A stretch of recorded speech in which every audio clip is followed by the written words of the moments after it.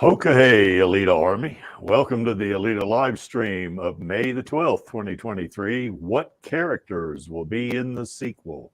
Where we discuss all things to do with the movie Alita Battle Angel, the source manga Gundam, and the greatly desired sequels. I am your host, Creek Indian from Denver, Colorado. And with me are Lee. He's from Fountain, Colorado. Hello, Lee. Hey, how's it going? Real good. And from Arvada, Colorado, we have Do Not Stand By. How's it going? Do Not Stand By. Going great. Thanks, Creek. Yeah. And from Colombia, down in South America, I believe that's where you are, Alejandro. Buenos dias. Buenas tardes, Krieg. Okay, How's hey, it from go? Bogotá, Colombia. Nice. I love it. I love it.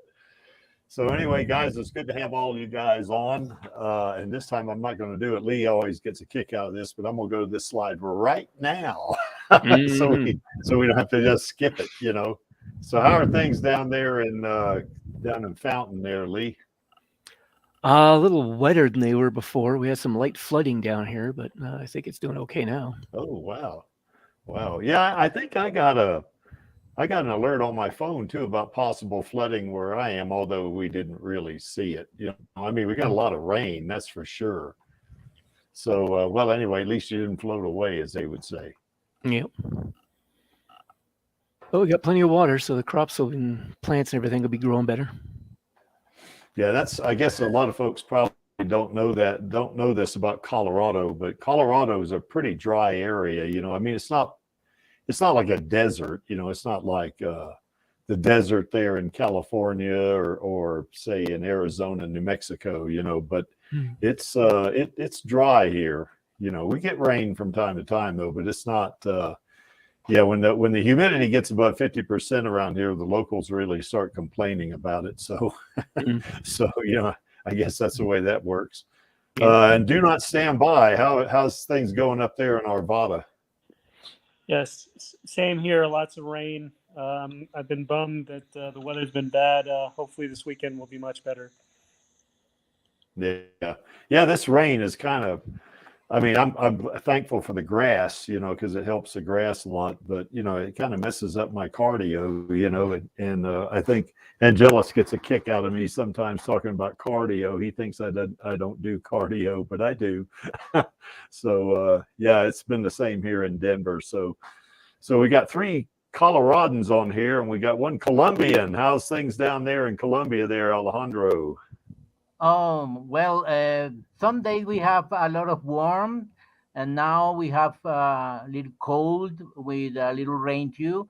So every day is changing in that times. Yeah. Cool. Well, looks like we're all surviving it, so that's a good thing, you know. What was it they say with that what doesn't kill you makes you stronger or something like that? So Something along anyway, those it lines. is what it is. Yeah, I think so. Yeah. Oh, let me All ask you right. Well, something. sure. Oh, can you tell us something about your dog that was sick with cancer? What happened with him? Oh well, yeah, Alejandro, he passed away on Christmas Day last year. It's kind of a bummer for me, you know, because my dog and I were really close. You know, we did a lot of stuff together, you know, but yeah, he died on Christmas morning. It was Oh, kind I'm of the sorry. weirdest thing. Oh, that's all right.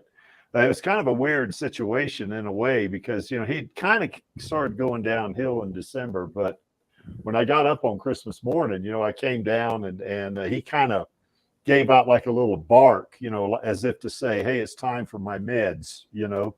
So I gave him his meds, you know, and he was definitely struggling, but, you know, I didn't have the idea that he was on the way out at that point.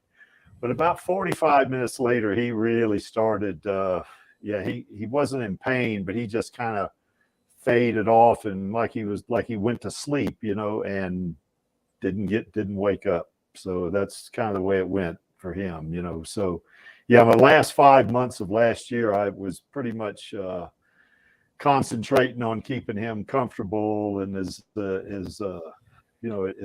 not, I won't say healthy, but as as good as I could keep him, and we had him going to the vet and stuff like that. And I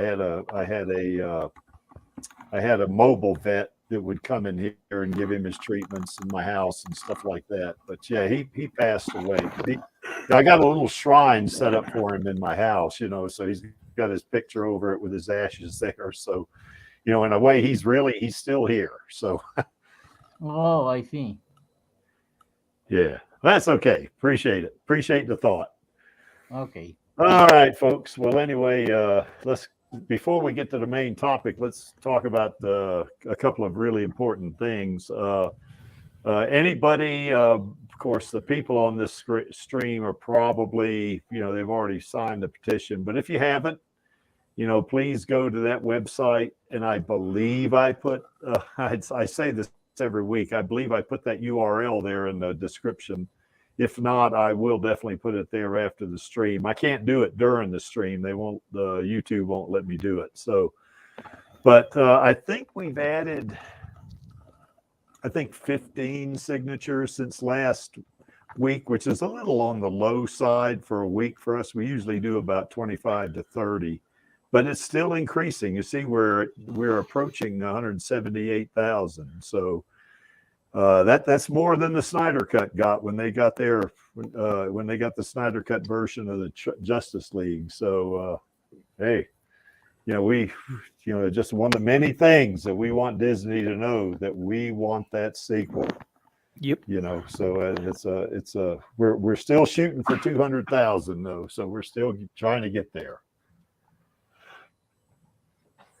Okay, and as far as Avatar: Way of Water, it is now. Oh, it's got 2.9 there. That's not right. I think it's 2.379 or something like that. 2.9 is Avatar 1, I think. So the creek messed up on that one on the numbers, but it's something like 2.39 or something like that. So it added, I think, $12 million over the past week, which you might say, well, that's not too much for a movie. But since it's been out now, it says 4.5 months. Actually, it's probably closer to 5 months now, or getting there. So that's a lot of money, over $2 billion in just under 5 months. So it's the third highest grossing movie of all time. So, and of course, Avatar 1 was the first number one. So, James Cameron has got I think the top 4 grossing movies, he's got 3 of them. So, he's got a lot of clout, as they would say, So if you haven't seen Avatar: Way of Water and it's still playing in a theater near you, go watch that movie. It's outstanding. It's also out on Blu-ray now too, so you can see it that way too as well. Okay. Any questions, guys, about anything you might want to add about the petition or the Avatar: Way of Water, Avatar 2? Okay, well, I guess we can go ahead and get into what we want to see in the sequel. Now, we did a stream like this last year that was somewhat similar to this, but it was more encompassing. It was like a 3-hour stream, so I wanted to chop it down some. Plus, I wanted to focus more on the sequel, because that's what's kind of been on everybody's mind, and we've seen a lot of stuff in the media lately, that about Alita is getting her sequel, so we're still keeping our fingers crossed. We don't want to get our hopes up too high right now, but I think it's looking really good, but it seems to be coming together a little bit. But anyway, what we're going to talk about, and we have talked about in the past, is the 3 main storylines that we might see in a sequel. Would be certainly the motorball arc, because that's where she's going to compete against Joshigan in that one. And then, of course, the Zerker arc. This is where Zapan gets a hold of the Berserker body and kind of just goes on a rampage in Iron City, literally destroying half of it. And Alita takes him out. So, we definitely want to see that one. And that third bullet there really is not going to be a major arc in the sequel. I think they might use it as a transition point to set up maybe a third movie where she starts off on the Badlands arc, maybe after killing Zerker and maybe being captured by Zalem and, going through the whole Yellow Door business, where she's, kind of has a decision to make whether she's going to serve Zalem as a tuned agent or whether she say, well, I've had enough of this. I want to die. And fortunately for us, of course, this is a story, we realize, but fortunately for us, she says, no, I want to go into the tuned arc. So, and that would be the beginning that you would see there, the Badlands arc. Anything else you guys might want to add?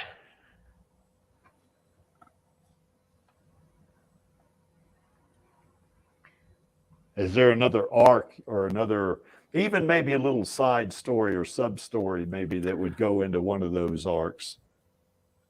Well, considering everything that they've got to try and pack into the one movie, I think this is probably plenty.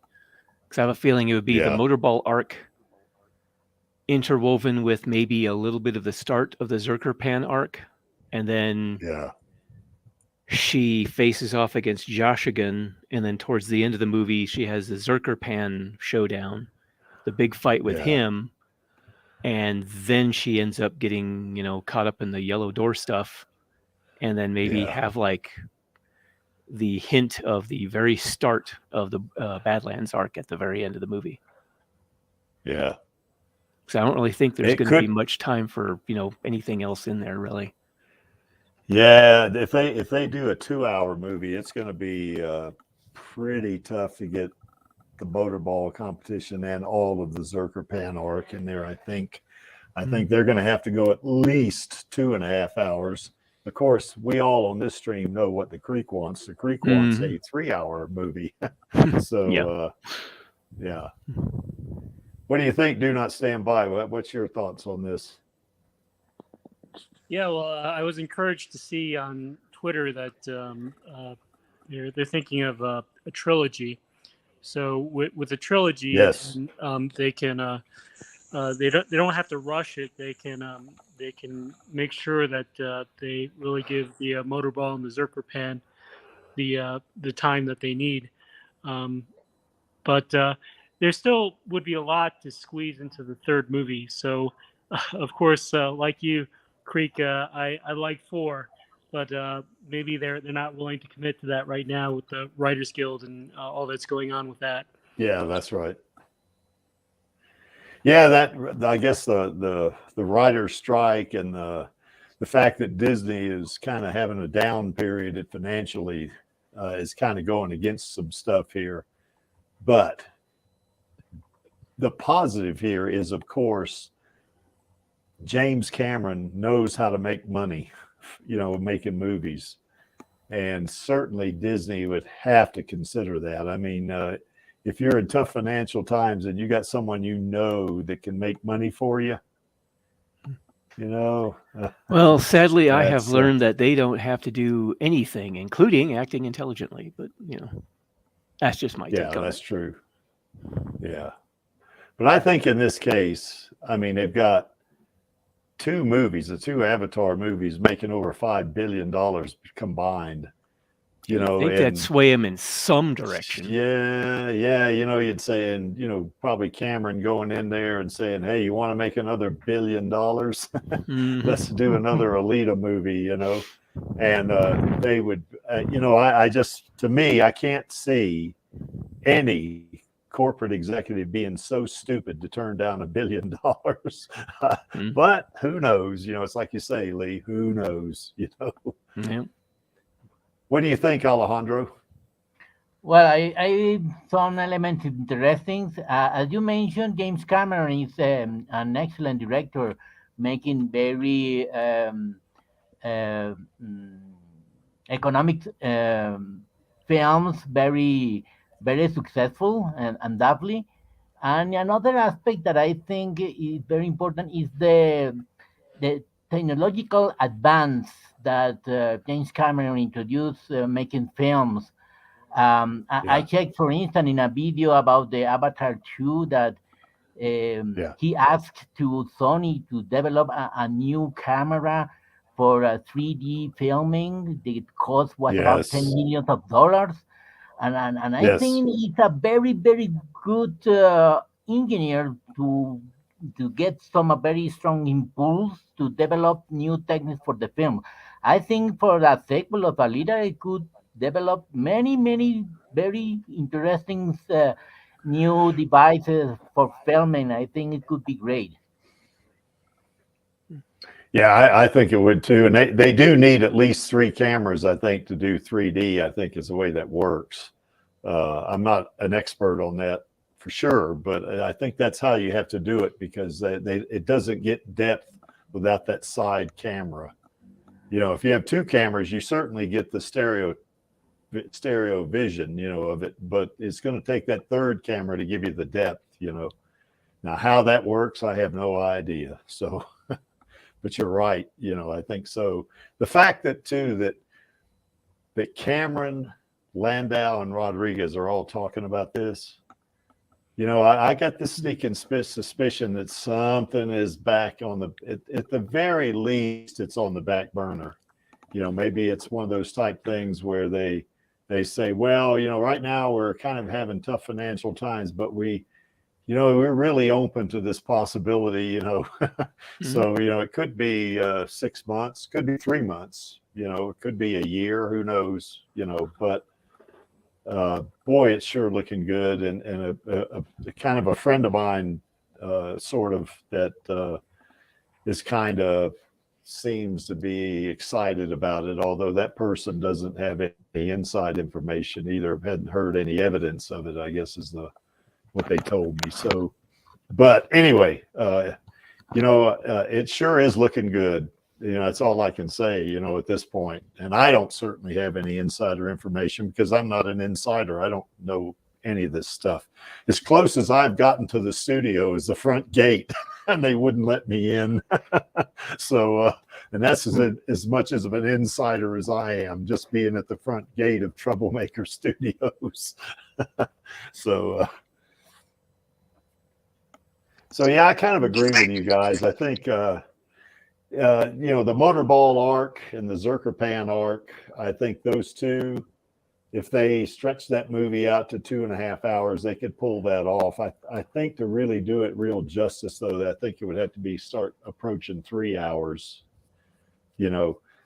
And, you know, and then, of course, they could do this a couple of ways, the way I see it, is at the end of the Zerkerpan arc, where the agents from Zalem come and collect Alita, because, you know, in the manga anyway, after she fights Zerkerpan, she's all trashed out, man. I mean, she's kind of like she was when she was fighting Gruishka down in the underworld. You know, she's cut in half, she's missing an arm, stuff like that. And she manages to shoot Zapan with one of those collapser rounds, and that finishes him off, you know, because that collapser round kind of makes all the nanites just kind of collapse into one, you know, one blob, I guess, and it just destroys, you know, the cyborg, I guess, that's using them, you know. I think the collapser material was like a nanotech that was like a anti-nanotech to the Berserker nanotech. Yeah, that's right. Yeah, that's exactly right. Collapser nanites would attack each of the Berserker cells and disintegrate their like cell wall or something like that. Yeah, something like that. And I guess, you know, Alita fights Zapan, and that in the manga fights him she's in her civilian body. She's not in any super powered Berserker body or tuned body or anything like that. She's in just like a regular, well, any cyborg body is not going to be a regular run-of-the-mill body, of course. I mean, a cyborg body is going to be more powerful than a human body, but it's not going to be as powerful as, say, the Berserker body. You know, it's just not. Yep. You know. So, but she manages to beat Zapan, but like say, she's all you know, she's in pieces basically, and the I guess the Zalem agents or something come and get her, you know, and then that's when she goes into the yellow door. I think it was the Netmen that came and collected her. Yeah, that's right. Yeah. They collect her, of course. So they could end the movie right there, showing them collecting her, you know, and taking her up to Zalem. You know, they could do that, something like that, you know, and then not do the beginning of the Badlands arc, you know, that, or they could just show her, you know, in a little 5 to 10 minute, you know, type of segment, you know, going through the yellow door and beginning the Badlands arc. I think if they were to do 2.5 hour movie, they probably would show the Zalem, the Netmen coming to get Alita and showing them taking her, you know, and kind of zooming out type thing. You know, I think that they could do that, something like that, in maybe 2.5 hours, you know, because they're going to have to do the Motorball and the Zerker arc. They're going to have to do it right. I think they're going to need to put at least an hour and a half, and there could be some overlap, like Lee says, but because one of the things that sets Zapan off, of course, is watching Alita. He sees Alita on the television, you know, playing Motorball, and his brain goes sideways, and he ends up accidentally killing Sarah, you know, his girlfriend, because all he can see is Alita, you know, and he thinks, I guess he thinks that Sarah's Alita or something, you know. And of course, Sarah turns out to be McTeague or Murdoch, turns out to be his daughter. So that'll bring that thing in there, you know, where you get the dog master coming in. Yeah. You know, that's going to be. Well, that's what it was in the manga, at least, when Zapan goes berserk and kills Sarah. It was completely by accident. He was actually trying to push her away, and he accidentally knocks her head off. Yeah. And I kind of, you know, when I remember reading that in the manga, I actually kind of felt sorry for him, you know, because he loved Sarah, you know, and of course now he's killed the only person he really loves, and now he blames Alita for that, you know. So, you know, that's, I guess, life in Iron City is cruel. Yeah, I kind of got the impression that was kind of a thing Kishiro does, that people like Sarah, who are really nice and were actually genuinely kind, tended to get killed in Iron City a lot. Yeah. Well, it's kind of like Grishka says, there's no place for innocence in Iron City, little flea. So, of course, calling Alita a little flea is not exactly a very healthy thing to do for you. Yep. But you know, he kind of did it, you know, 3 times. He calls her a little flea, you know. So of course the last time he called her a little flea, it really didn't work out for him at all, did it? So you're not Sam Bot. Go ahead. Yes, I would say that as you mentioned about the concept of flea, this is only in the film, right? It's not included in the manga, or what do you think about this concept? Because maybe I think it's only something that was in the movie. I think. See, only the movie, right? Yeah. Hello, Chaos Noah from Mentor, Ohio. I think you're muted there, Chaos. Well, you might have some kid situation going on there. So, hi, I'm just hearing echoes. It's okay. Hey, yeah, cool. Well, welcome aboard, anyway. No, I'm not. I don't think so. I think he's talking to somebody else there. So, Alejandro, you were saying?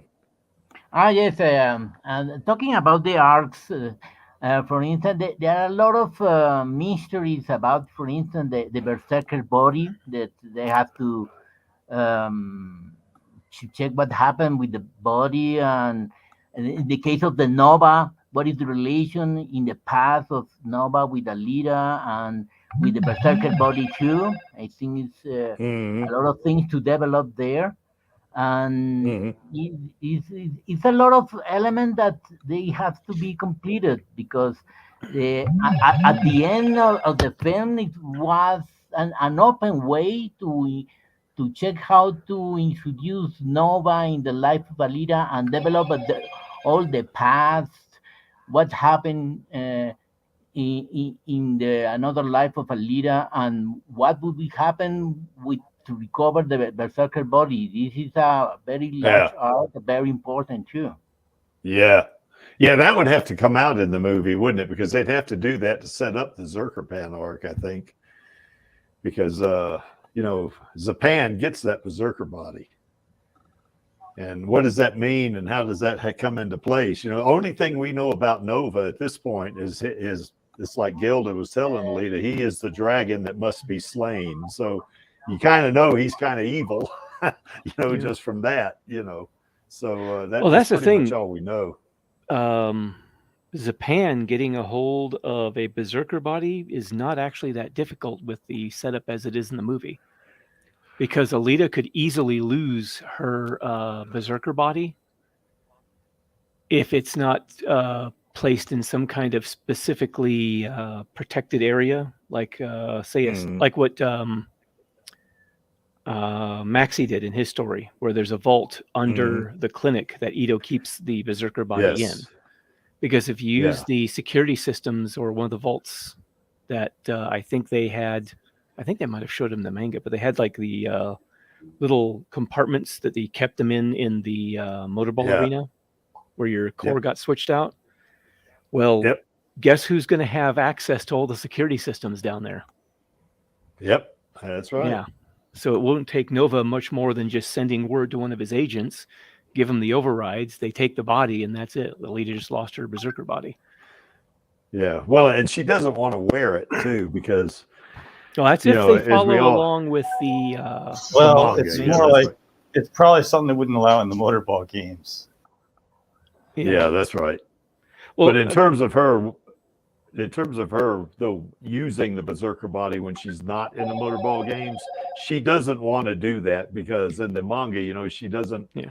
The motorball body reminds her too much of, that was the body she was in when she was. I meant the berserker body. Berserker body. Yeah, that's right. But that's what I was saying. That's assuming that they go that route with her berserker body. I mean, she won't be using it for motorball, certainly, which would give an opening for it to be stolen.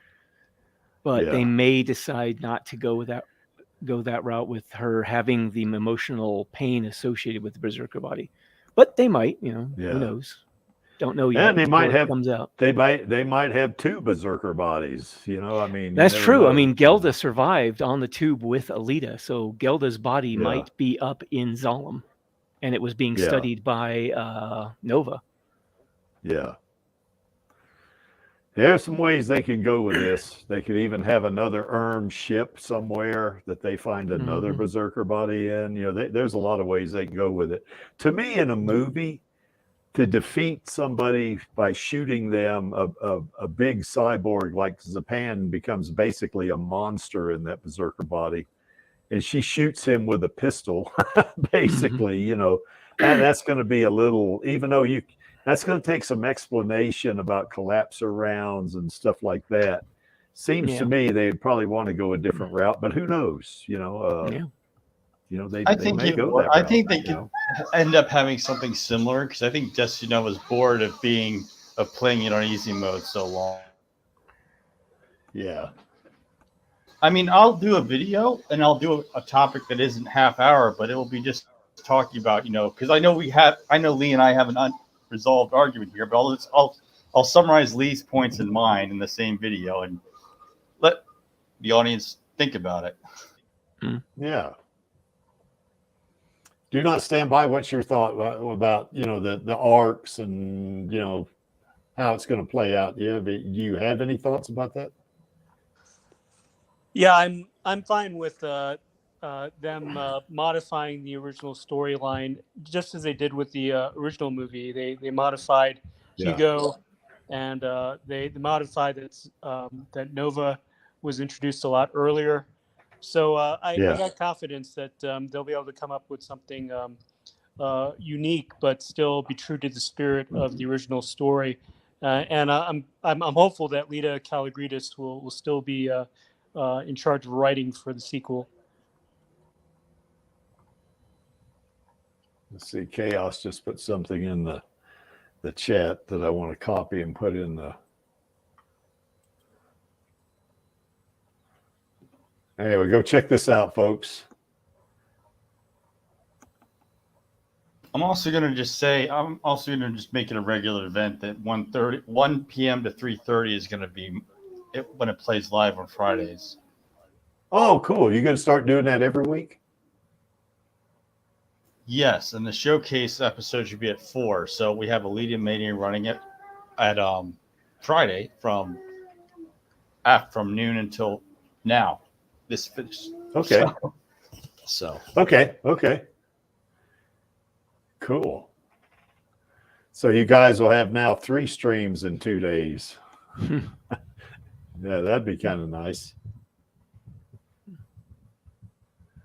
All right, guys. Anything else? Anything that I may have missed? Because I mean, I think I run my mouth too much when it comes to Alita. So anyway, what do you guys? Did I miss anything?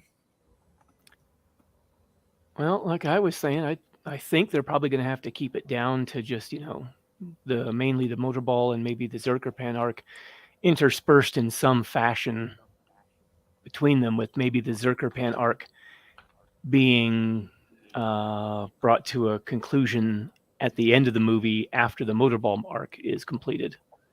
Because having the unless they decide to do the Motorball arc or to leave the Motorball arc unresolved in some fashion for some reason, although I don't see why they would do that. Yeah, because they'd have to come back to it in the next movie if they wanted to make a next movie, and I think, that's not something they're not going to want to do the Motorball thing 3 movies in a row. I don't think. Well, that's the thing. I mean, with the way it would be going, it would be them leaving it completely unresolved, because after she goes into Zerkerpan arc, at the end of that, she's working as a tuned agent, and the whole getting to Zalem may not even be something that happens. So I think they probably have the Motorball competition more than likely be completed before the end of the movie, and then before maybe and maybe after the showdown with Joshigan, they have their little battle. Before the championship award can be handed out, suddenly there's an emergency because this giant Zerkerpan is stomping through Iron City and she has to go deal with it.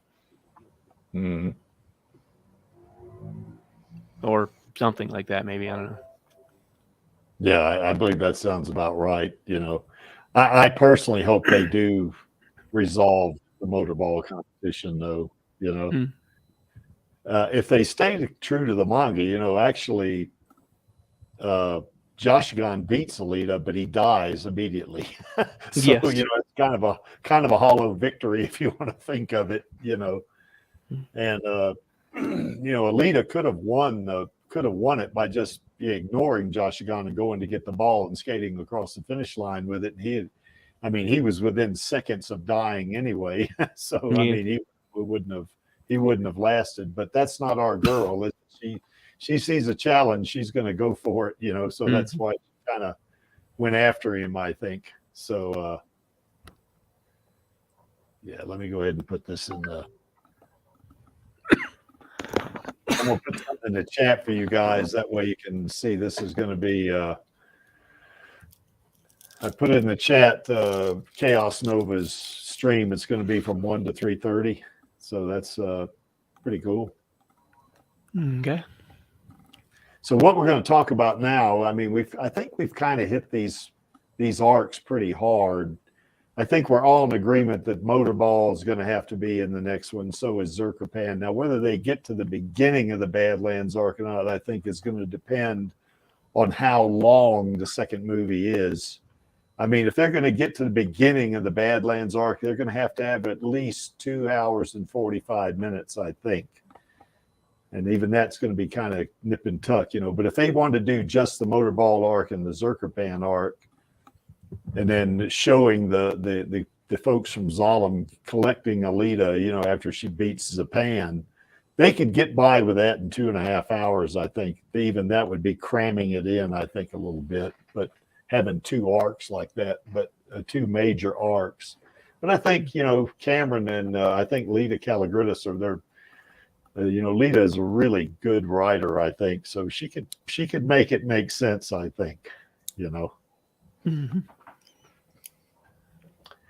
Okay, well, let's talk about the characters that are going to be in in the sequel. And of course, this is a no-brainer, isn't it? Yep. Yeah, our girl's going to have to be in the sequel, of course, or else there'd be no reason to have it. Mm-hmm. But the question is going to be, which body, or is she going to have multiple bodies? Now, I could see certainly we're going to see her in the motorball body for sure, you know. But we could also see her in the civilian body. You know, maybe it's the body that, you know, she kind of like football players, you know, when they change uniforms, she can change bodies. Well, that's the thing. In the manga, when she was in the motorball body, she tended to just stay in the motorball body. Yeah, She didn't even change into a civilian body or anything. And that's the thing, you know. That's the thing about having multiple bodies, because it means they've got to spend some time kind of doing like, not a backstory, but a little bit of an explanation or explanatory type of mini segment. Well, they also have to put together the the computer assets for it as well. Yeah, exactly. Oh, calibration, yeah. Yeah. So yeah, you're right. They might just use the motorball body throughout. It would be kind of cool for me to see her at least in the beginning somewhere where she's in the civilian body, and when she sings in the Kansas bar. I mean, we got to see that, you know. I mean, well, that's assuming that we do see that. I mean, that with the proportions of the motorball body, she doesn't really need a civilian body at all, honestly. That's true. But it gets even further. That's true.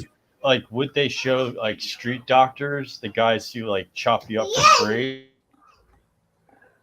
Yeah. Would they show it to you? Yeah, probably not. Yeah. There seems to be quite a bit of the world building that was done in the manga that they just don't seem to have an interest in the movie. But it would be kind of cool, though, say at the beginning of the sequel, where she's playing keyboards and singing. And of course, the Creek wants to see Screwhead come back too. You know, and they would have to work that in. But yeah, honestly, she was in. I was just gonna say, I don't see her doing the singing or anything in the Kansas bar at this point. I mean, all of that was after the issues got resolved through her battle with Joshigan, and that was required for her to move past all of the pain and everything that she was feeling from Hugo's death. Up until that point, all she was doing was just simply focusing on the combat and trying to divest herself of all of the parts of herself that were hurting from his loss. Well, her motorball body in the manga was it was damaged severely when Joshigan punched her in the midsection, you know. So, you know, what could be, and of course the Creek this is his hope anyway. So maybe it's kind of a fleeting hope, but you know, it would be kind of cool if she went through the competition with Joshigan, and then they did just a little 5-minute segment of her playing keyboards and singing in the Kansas bar in a civilian body, and then go from there, you know, and then she could go back into the motorball body to fight, say, Zapan when he's in the berserker body, you know. So, well, if something like that were to happen, she would. There's a possibility they could do something like maybe it's after that whole thing with Joshigan is resolved. Yeah. She actually decides to go with her little circle of friends and family to the Kansas bar, does a little celebration where they do little, where she actually maybe gets up on stage and does a little bit of singing or something like that. And in the middle of that, karaoke style, right? Possibly. And in the middle of all that, suddenly Zerkerpan attacks. Yeah. Could be. Of course, the Creek, like I said, I want to see Screwhead come back, you know, and make peace with Alita, because it was kind of like Elle was saying in that, Elle Lamont was saying in that interview, you know, that, you know, Screwhead is really pissed off about the whole thing, and she's been conned or used or whatever, and she's just saying, okay, hell with you guys. I'm going to team up with this team up with this cyborg y'all hate so much, and we're gonna do our thing, So and then of course then Zerker Pan can attack or something like that. But they would need to devote maybe a little 10-minute segment to her and Screwhead making up somehow, because in the movie, Screwhead does try to kill Alita, that's for sure. Yep. So that would take some getting over, and I think. Well, it was because it was for bounty, and yes, the way that's things right. works is a lot of bounty hunters in the manga are pretty fickle depending on what their bounty's for. I mean, of course, like, well, at least in the case of Murdoch, because he only cared that his bounty was on Japan. And he's just kind of, he didn't care about anything after that.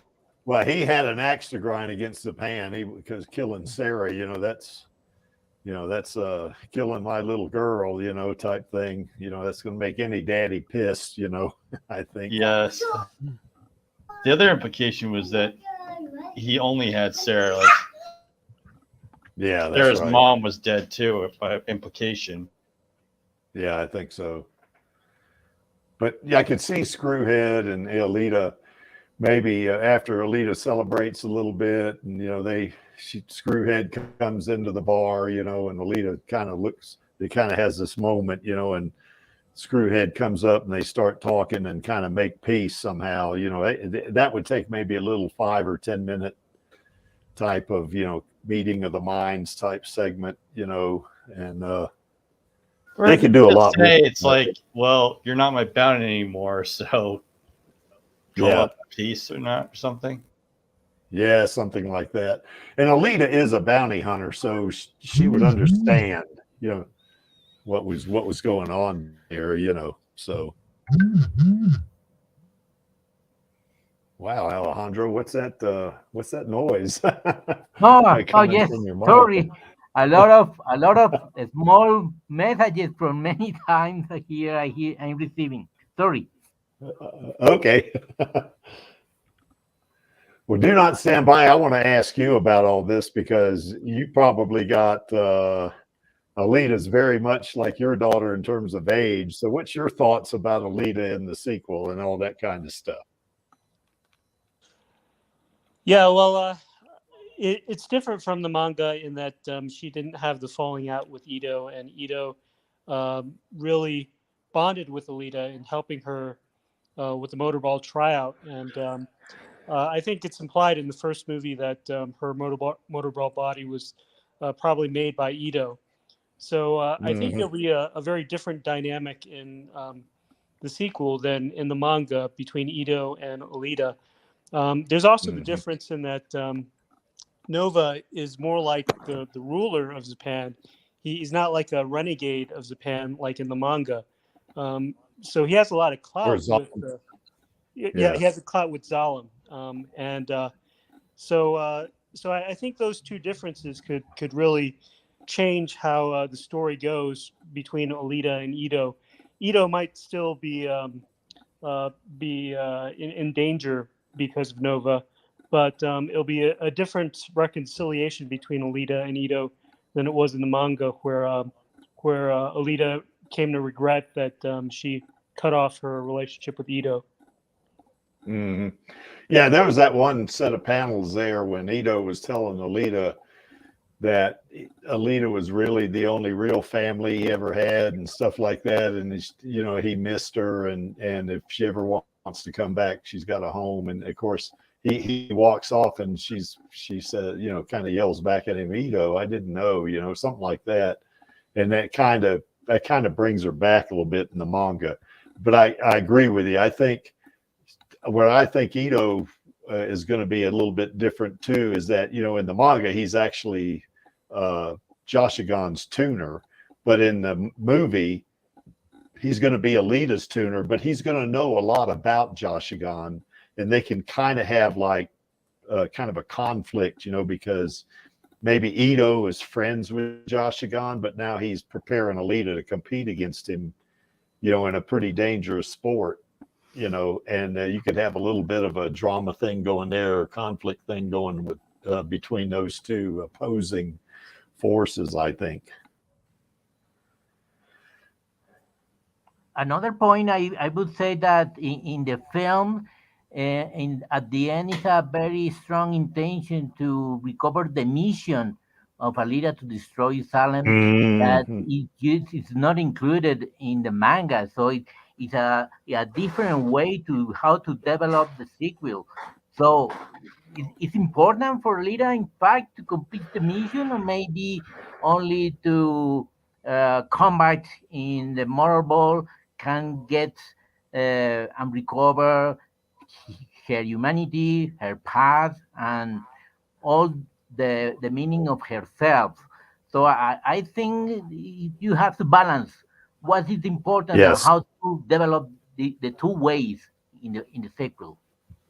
Yeah, she's not going to lose sight of that mission, is she? Sure. She's gonna always remember, I have to destroy Zalem. Finish the mission, destroy Zalem. That's she's gonna remember that. That's gonna probably be an underlying, I guess, how would you say, an underlying premise behind the entire sequel. And even if they do a third movie, destroy Zalem, I think that's going to be the driving force, I think, in a lot of ways. She'll have these little side things going, like competing with Joshigan, fighting Zapan, stuff like that. And if she ever goes to the Badlands. Yeah, at the end of the first movie, it was her primary goal for getting to Zalem was to face off against Nova and see him destroyed. Yes. And look at that face. That's a face of determination right there. Mm-hmm. Yeah. I don't think I'd want that after me. I'm going to find you and I'm going to kill you. Yeah, that's right. She got that plasma weapon too, I mean, Nova might have all those nanites and all that stuff he can rely on, that nanite cloud and whatever, but that plasma weapon's gonna, she jacks that temperature up enough, she could fry him for sure. So anyway, I think we agree that probably the motorball body is going to be the primary body in the sequel. But what do y'all, now coming back, to the civilian body, what do you think? I just don't think it's necessary, honestly. I mean, myself. Okay. What do you think? Do not stand by. Yeah, I agree with Lee. I think the motorball body should probably be her main body, and even the body that she fights Zapan with. Yeah. So yeah, I'm in agreement that maybe the civilian body doesn't need to show up in the second movie. Okay. What do you think, Alejandro? Well, I would say that I'm agree with another speakers about the importance of the motorball body or the berserker body, but I think maybe Yukito Kishiro could introduce some human elements in the concept of Alita in relation with the world, with the persons, and recovering how the feeling of legs and a human body and the limitations, the restrictions. And in fact, in the manga, she looks very sexy in that body. So I think maybe could add some element that a robotic body is not included. I think it's a possibility to develop that body in the sequel. So you think she could have a human body in the sequel? I think in fact it's not so necessary, but okay, maybe could be interesting for Alita to recover some elements in the past. Okay. When she was a human, only human, maybe considering to be a mother or to how to relate with another person with a human body or something like that. But in that point, I think she's in danger. She have a very strong enemy, so I think she needs a very strong body because I don't see it's a very dangerous place for her. So a human body Okay. would be very vulnerable for her. Just to clarify Okay. something, you do realize that the civilian body is just another version of a cyborg body, right? Yes. Yes. Yep.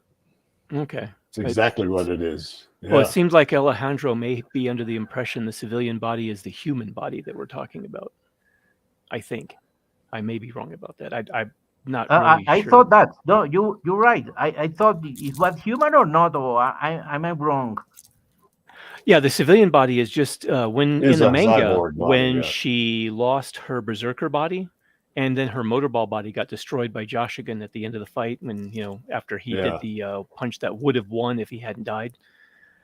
She had to have a third body because, well, the berserker got sold off, and her motorball body was trashed, so she has this civilian style cyborg body that she inhabits at that point. Oh, I see. Oh, thank you for acceleration. Thank you. Oh, no problem. Yeah, no. Yeah, I was a little confused as to where you were coming from there. Then I realized you were probably getting something. I was confused.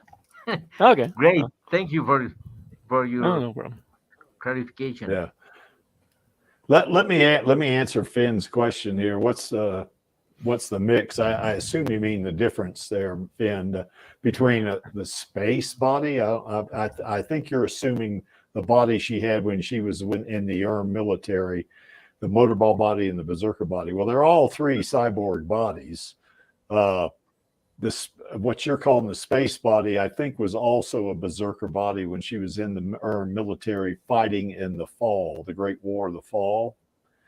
And no, the civilian body is not a human body. It's a cyborg body. It's kind of, well, it's not the motorball body, but it's a body that is machine. It has very human lines. It's like Alejandro was saying. Yes. Yeah, it does.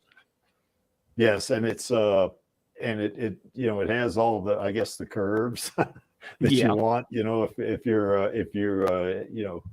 If you have feelings for a female like Alita, but I think the thing is, though, the thing to remember is that it is a cyborg body. It is a machine. It's not human.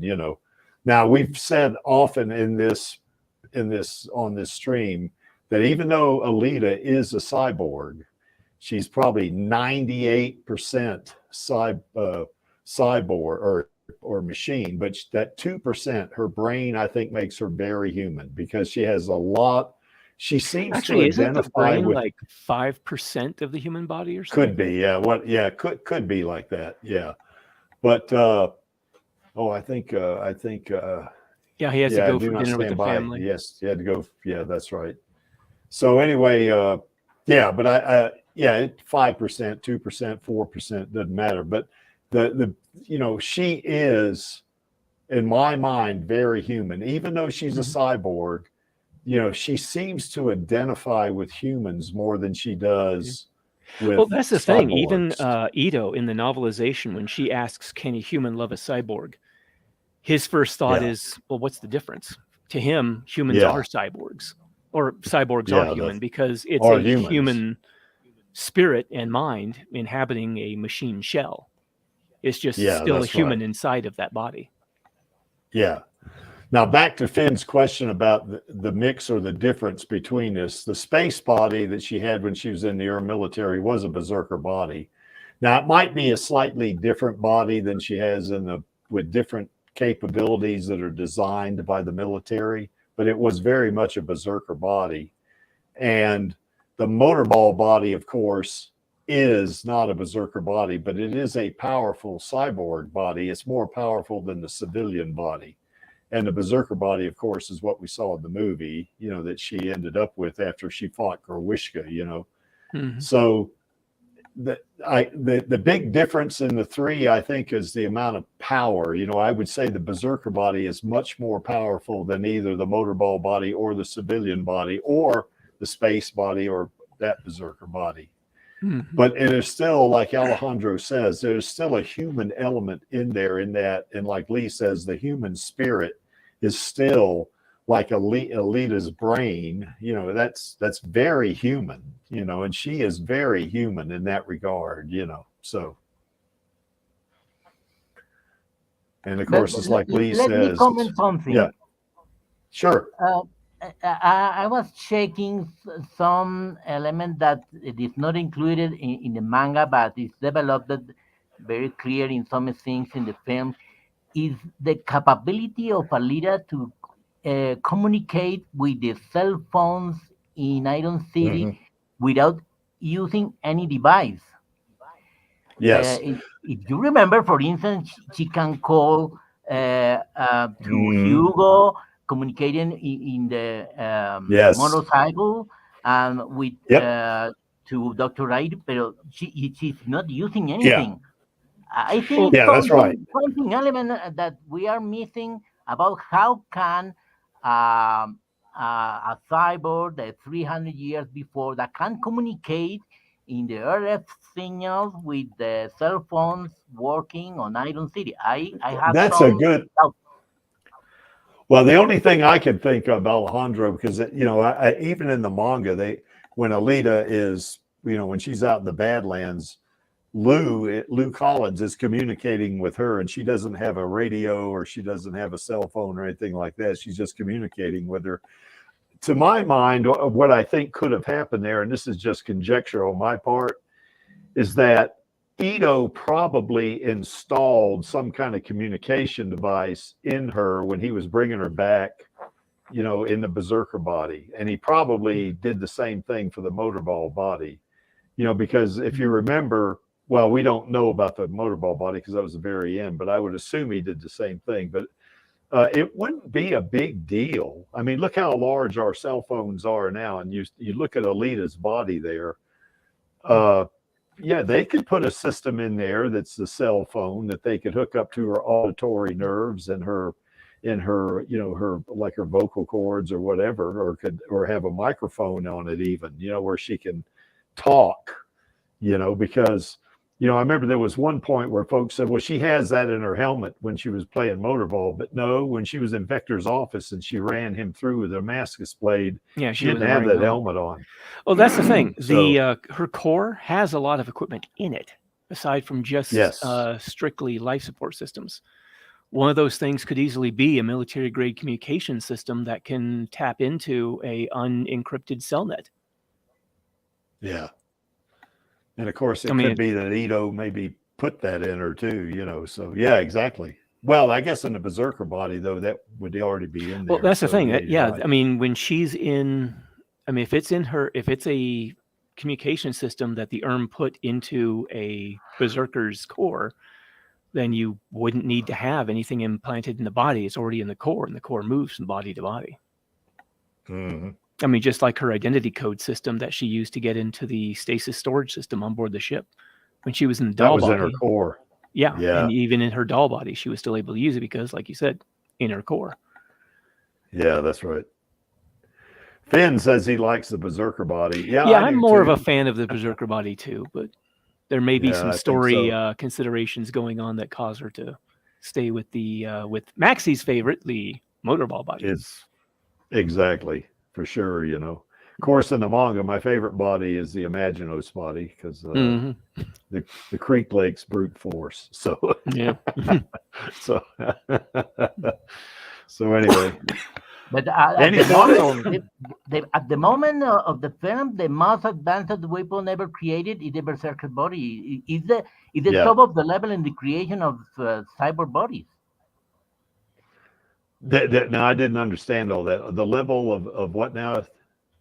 Yes, talking about the phrase of Dr. Ito that he mentioned that the Berserker body was the most advanced weapon ever created. It was the most advanced humanoid weapons platform ever created by the Martian republics. Yeah.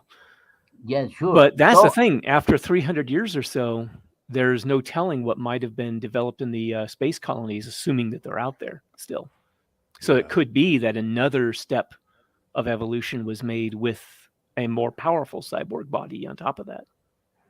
Yeah. We just don't know yet. But that 300 years after that, I think the Berserker body continues been the most advanced Yes. weapon because uh, she defeat all the cyborgs in the motorball. I think there is no Yeah. something better at that time Yeah. because she can defeat all the enemies very Well, easily. that's the Yeah, thing. well, The enemies that she was Yeah. facing in Motorball were fairly low-class cyborgs compared to the Berserker. The kind of Yeah. technology Well, they that, had before the fall, they had weapon Yeah. systems more powerful than anything Motorball's ever seen. And more Well, than the likely, thing the too space is- colonies are actually still going to have some of that up there and possibly even improved on. Well, the thing too is that, on Earth and on Mars, both of those planets were decimated by the war. That's And why it I was probably mentioning the set space them colonies. back. Yeah.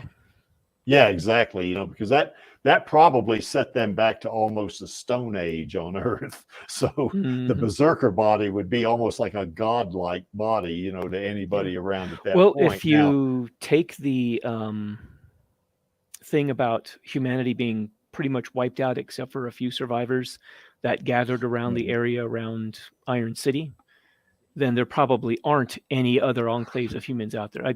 I'm kind of thinking there are some small settlements across the planet, villages, but probably nothing particularly advanced or very large for that matter. And who knows what not like Iron Mars is City, looking yeah. like. So that's why I was going Yeah. with the space colonies, because they seem like the more likely to have survived to some degree with still a lot of good technology on them. Well, Finn, they did have that technology in the Berserker body, but if you remember in that one in that ship where she discovered the Berserker body, there was inside that stasis field, I guess, or whatever that force field it was surrounding the Berserker body, there were 7 other kind of hooks up there where looks like they had at one point 8 Berserker bodies in there.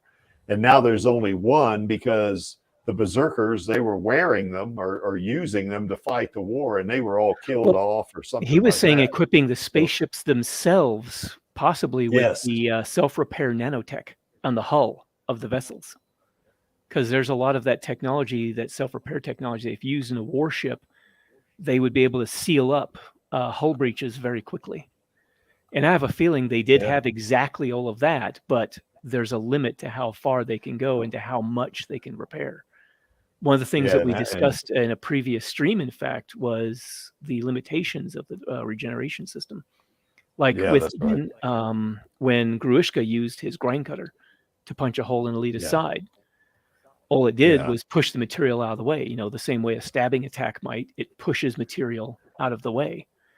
But the kind of advanced energy weapons that they're probably using in the war, they would more likely vaporize and destroy material, which means that there's nothing left to reform back into what it was.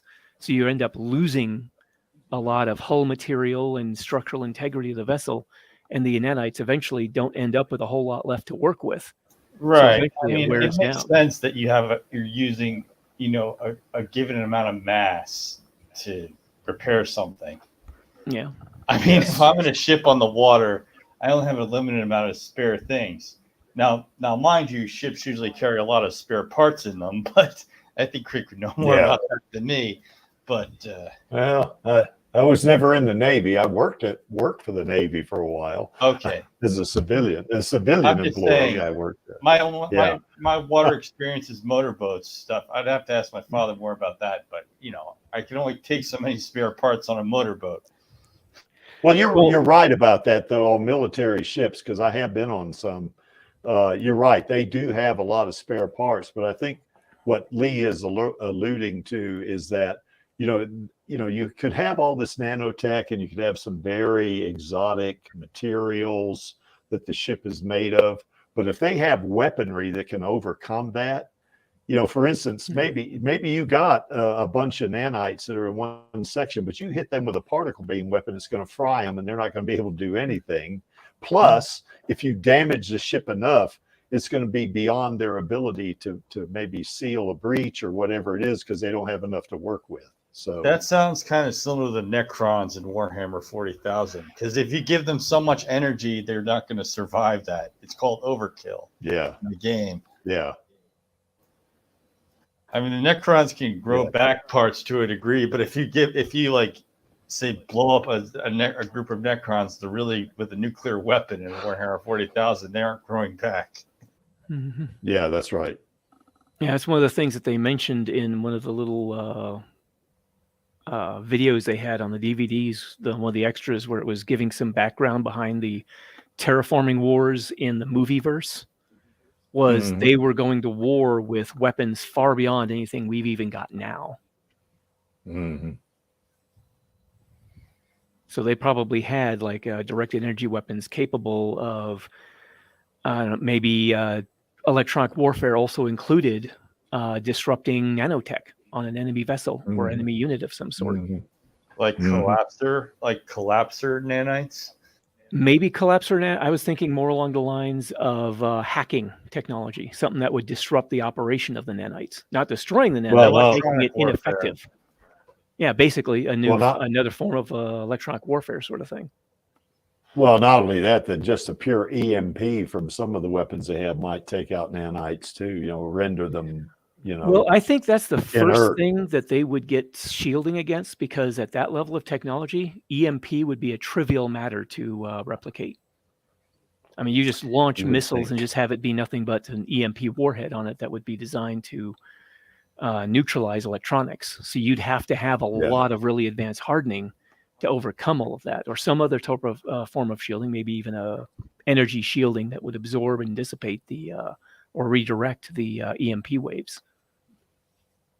Could be. Or I mean, once you get into advanced technology like that, you've got so many considerations that you have to overcome and keep in mind, because I mean, arms races we've got today between like with armor or defensive technology and offensive technology, we're leaps ahead of where we were in World War II, and World War II is still within a human lifetime.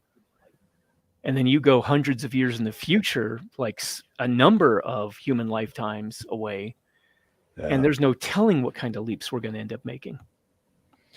Well, I know back in the 70s, I was in a meeting one time when I worked for DOD, and the guy said in the meeting he got a fuel tank kill with a laser beam. That's 50 years ago. So I remember can only imagine. Yeah, they were working on taking down missiles with directed energy weapons. And now they've got the Navy I think they've actually put their test their prototype railguns on a warship, and it's out there on the sea being tested right now. Not to mention they've got another ship that's actually being tested with the laser turret. Yep, that's right. And that railgun, what they have now, I think it fires that depleted uranium rail. You know, it's kind of actually all it is just well, at least according to the test I was seeing, it was actually a chunk of steel. Right, or copper. Oh, okay. Or copper. It's just that it's really, really fast. There's no explosive in it whatsoever. Well, the one that I saw them using was just a steel chunk of metal. But yeah, it was going so fast that when it came out of the barrel, it was actually setting the air itself on fire. Yeah, that's right. Well, it was going at like 5,600. Was it 5,600? Over 5,000, yes. But the problem is that the rail gets wrecked by firing the projectile. That's the problem with it right now. Well, they got to keep it cool. Well, also the magnetic forces were pulling it apart too every time it fired. Right. It's not good for really firing multiple times. Right now, I mean, because the whole idea of hypersonic flight isn't even new.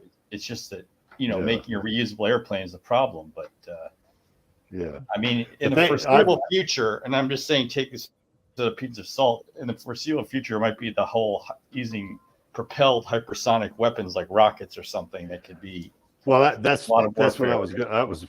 That's what I was going to say there with the rail gun. I think I've read somewhere that theoretically, you know, if the technology continues to advance, they could project one of those rails at 1% the speed of light. Now, that may not sound like much, but basically that is like almost 2,000 miles in 1 second. And that is a lot of kinetic energy right there, you know, and that's what, you know, that's kind of in our foreseeable future here for weapons. Think about what it's going to be like 540 years in the future. You know, I mean, holy moly. they may be able to project it near the speed of light. You don't know, you know. So that would be Or be they an might awesome. just abandon a lot of solid projectile weapons entirely for large warships and just go with directed energy weapons. Yeah, it could be. That's right. Well, they already Anyway, do with the microwave emitters that, you know, they make people feel pain. Mm-hmm. Yeah, but those aren't very useful against an enemy warship, though. Yes, they could be if you use a different frequency. Mm-hmm. I mean, they're designed to be non-lethal and use microwave frequencies, but if you change the frequency a bit, it could be problematic, like disrupting enemy radar. It could start heating them up. Mm-hmm. Well, anyway, I guess we kind of got off the. Well, we didn't get too far off because we were talking about technology. You know, the technology that Alita has, even in that motorball body right there. I mean, at this point in time, they have a very way to intimately connect systems and machinery to the human mind or the human brain. And yeah, so all even of the neuron lowest connections. Yeah, I was going to say even the lowest quality cybernetics in Iron City is still leaps and bounds beyond what we've got technology-wise. Oh, hell yeah. Okay, so anyway, we definitely, I think we all agree that Alita is probably going to be in the motorball body for sure. Although the Creek would love to see her in the civilian body, but that may not happen. So anyway, I'll just have to grin and bear it. Of course, Alita's going to look good in any body. So there you go. Except maybe that octopus body that Nova wanted to put her in. She wouldn't look too good. First rule of octopus body. We don't discuss the octopus body. That's right. Okay, so moving on, I guess, to Doc Ito. I tell you what I would like to see is him in a couple more hunter warrior, you know, type situations like he was when he was trying to. Neat, yeah, it would, you know, and I think too with him, you know, the whole thing about the difference between him in the movie and in the manga. In the manga, he's much younger. You know, he's probably in his early 30s, I guess, in the manga. Where of course, I think Christoph Waltz, I think he's like 61 or 3 or something like that. I think he was 65 actually. Oh, was he? Okay, I think so. So somewhere around mid 60s. Yeah, he's a young man, Lee. So anyway, but seeing him in that, and also seeing him being Alita's tuner. I mean, that little scene they had when he's preparing her for what they think is a tryout. That was kind of a sweet little cool scene, wasn't it? Yeah. You know, I mean, it's kind of like the father is helping the daughter, you know, and stuff like that. You know, that was pretty neat, I think, you know. Now, what do you guys think about Doc Ito in the sequel in terms, is he going to make it all the way through the sequel? What do you think? If it goes anything like the Zerker Pan arc in the manga did, no. Mm-hmm. No, I agree with that. Yeah, he's definitely. That's assuming, of course, that it follows that path, you know, as closely as, you know, it could. But there's also a possibility he ends up going back to hunter warrior stuff simply because he has to, because maybe Alita ends up attracting a whole lot of enemies who just want her taken down for one reason or another. Mm-hmm. Maybe they do form a team, like she wanted to do. Yeah. It could also be he ends up getting maybe not necessarily taken out completely, but he gets taken down, badly wounded, and that ends up sort of taking him out of the fight, as it were. Who knows? I mean, there's so many different ways it seems like they're possibly going to go with this. I mean, they've already changed the reason for Alita to go into that's right, motorball because of Nova not being an outcast, Nova in fact being in charge of Zalem. So I mean, they got, like, you know, it seems like things are going to happen much more quickly timeline wise in the movieverse, where in the manga it was spread out over, you know, years, just even in the scrap heap. when Alita went through, fell in love with Hugo, lost him, went into Motorball. And the Motorball arc ended. She learned more about herself, grew as a person and a warrior. Yeah. And then got the civilian body and started living a life of her own, as it were, and doing things there for a couple of years. And then the Zerker Pan arc happened. Yeah. With and then, the movie, it's got a goes lot more stuff is going to be happening in a much shorter period of time, it seems. Oof, Ito in the Berserker body? Yeah, I don't see that happening, but that would be interesting. Well, now we got Angelus here. Good day, Angelus. Good day. Good day, mate. Hokahei Yes. Alita Army. Yeah. You just get out of bed, Angelus? Well, you missed the best part of the discussion, Angelus. We were on this one right here, and you missed it. You missed the uwu too, see? It's cool. I'll How's have everything to grab down? the Dogito free repairs or That's right, you know. So how's it going down there in Brisbane and Queensland, Australia? well, it doesn't matter because it's like, Brisbane, Queensland, Australia, the rest of the world where Alita's trending. I'll take the rest of the world, thank you. No, you mean Alita's not trending in Brisbane? Well, it is, but I can't see it because my Ah, VPN is silly. I don't know. Okay. Yeah. What VPN do you use, if you don't mind me asking? NordVPN. Yeah, Like, that's I mean, what I use. like I'd have to switch to other countries just to see it. So Yeah. I know it's trending, so that's enough satisfaction for me. Yes, indeed. So I guess to get back to Doc Ito, I think we all agree that we want to see more Hunter Warrior scenes with him. At least Alejandro and Chaos and Angelus. Is that something? Oh wow, you got a shout out from Finn there. The welcome to the Kangaroo Bounty Hunter, Body Hunter rather. So yeah.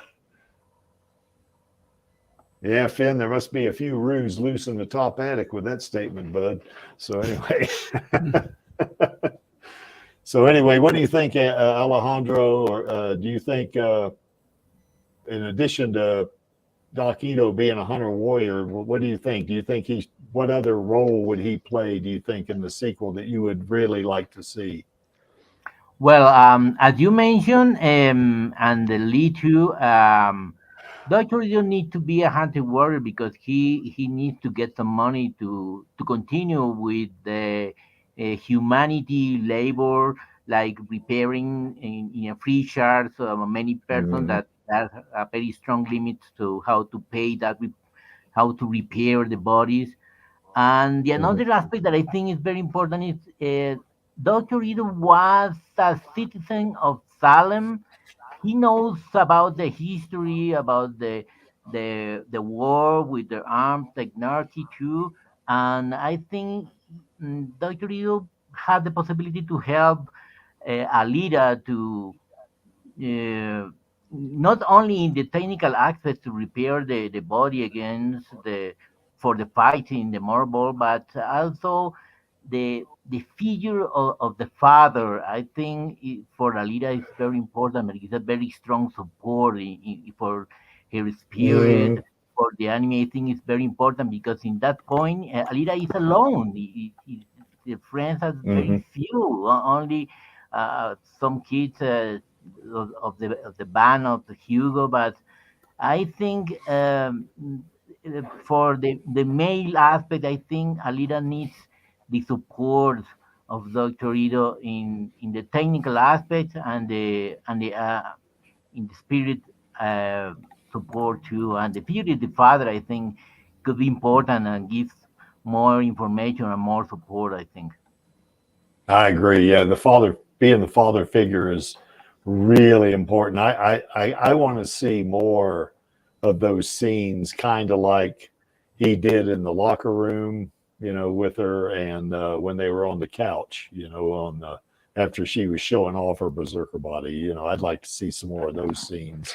I have a feeling Christoph Waltz would probably like to see those too. In fact, because one of the reasons, if I remember correctly, that he even took the part is because he was told that he would be more of a father to Alita, and being a father himself in the real world, I think that really, from what he was saying, that one of the interviews, that really appealed to him. Yeah. What do you think, Chaos?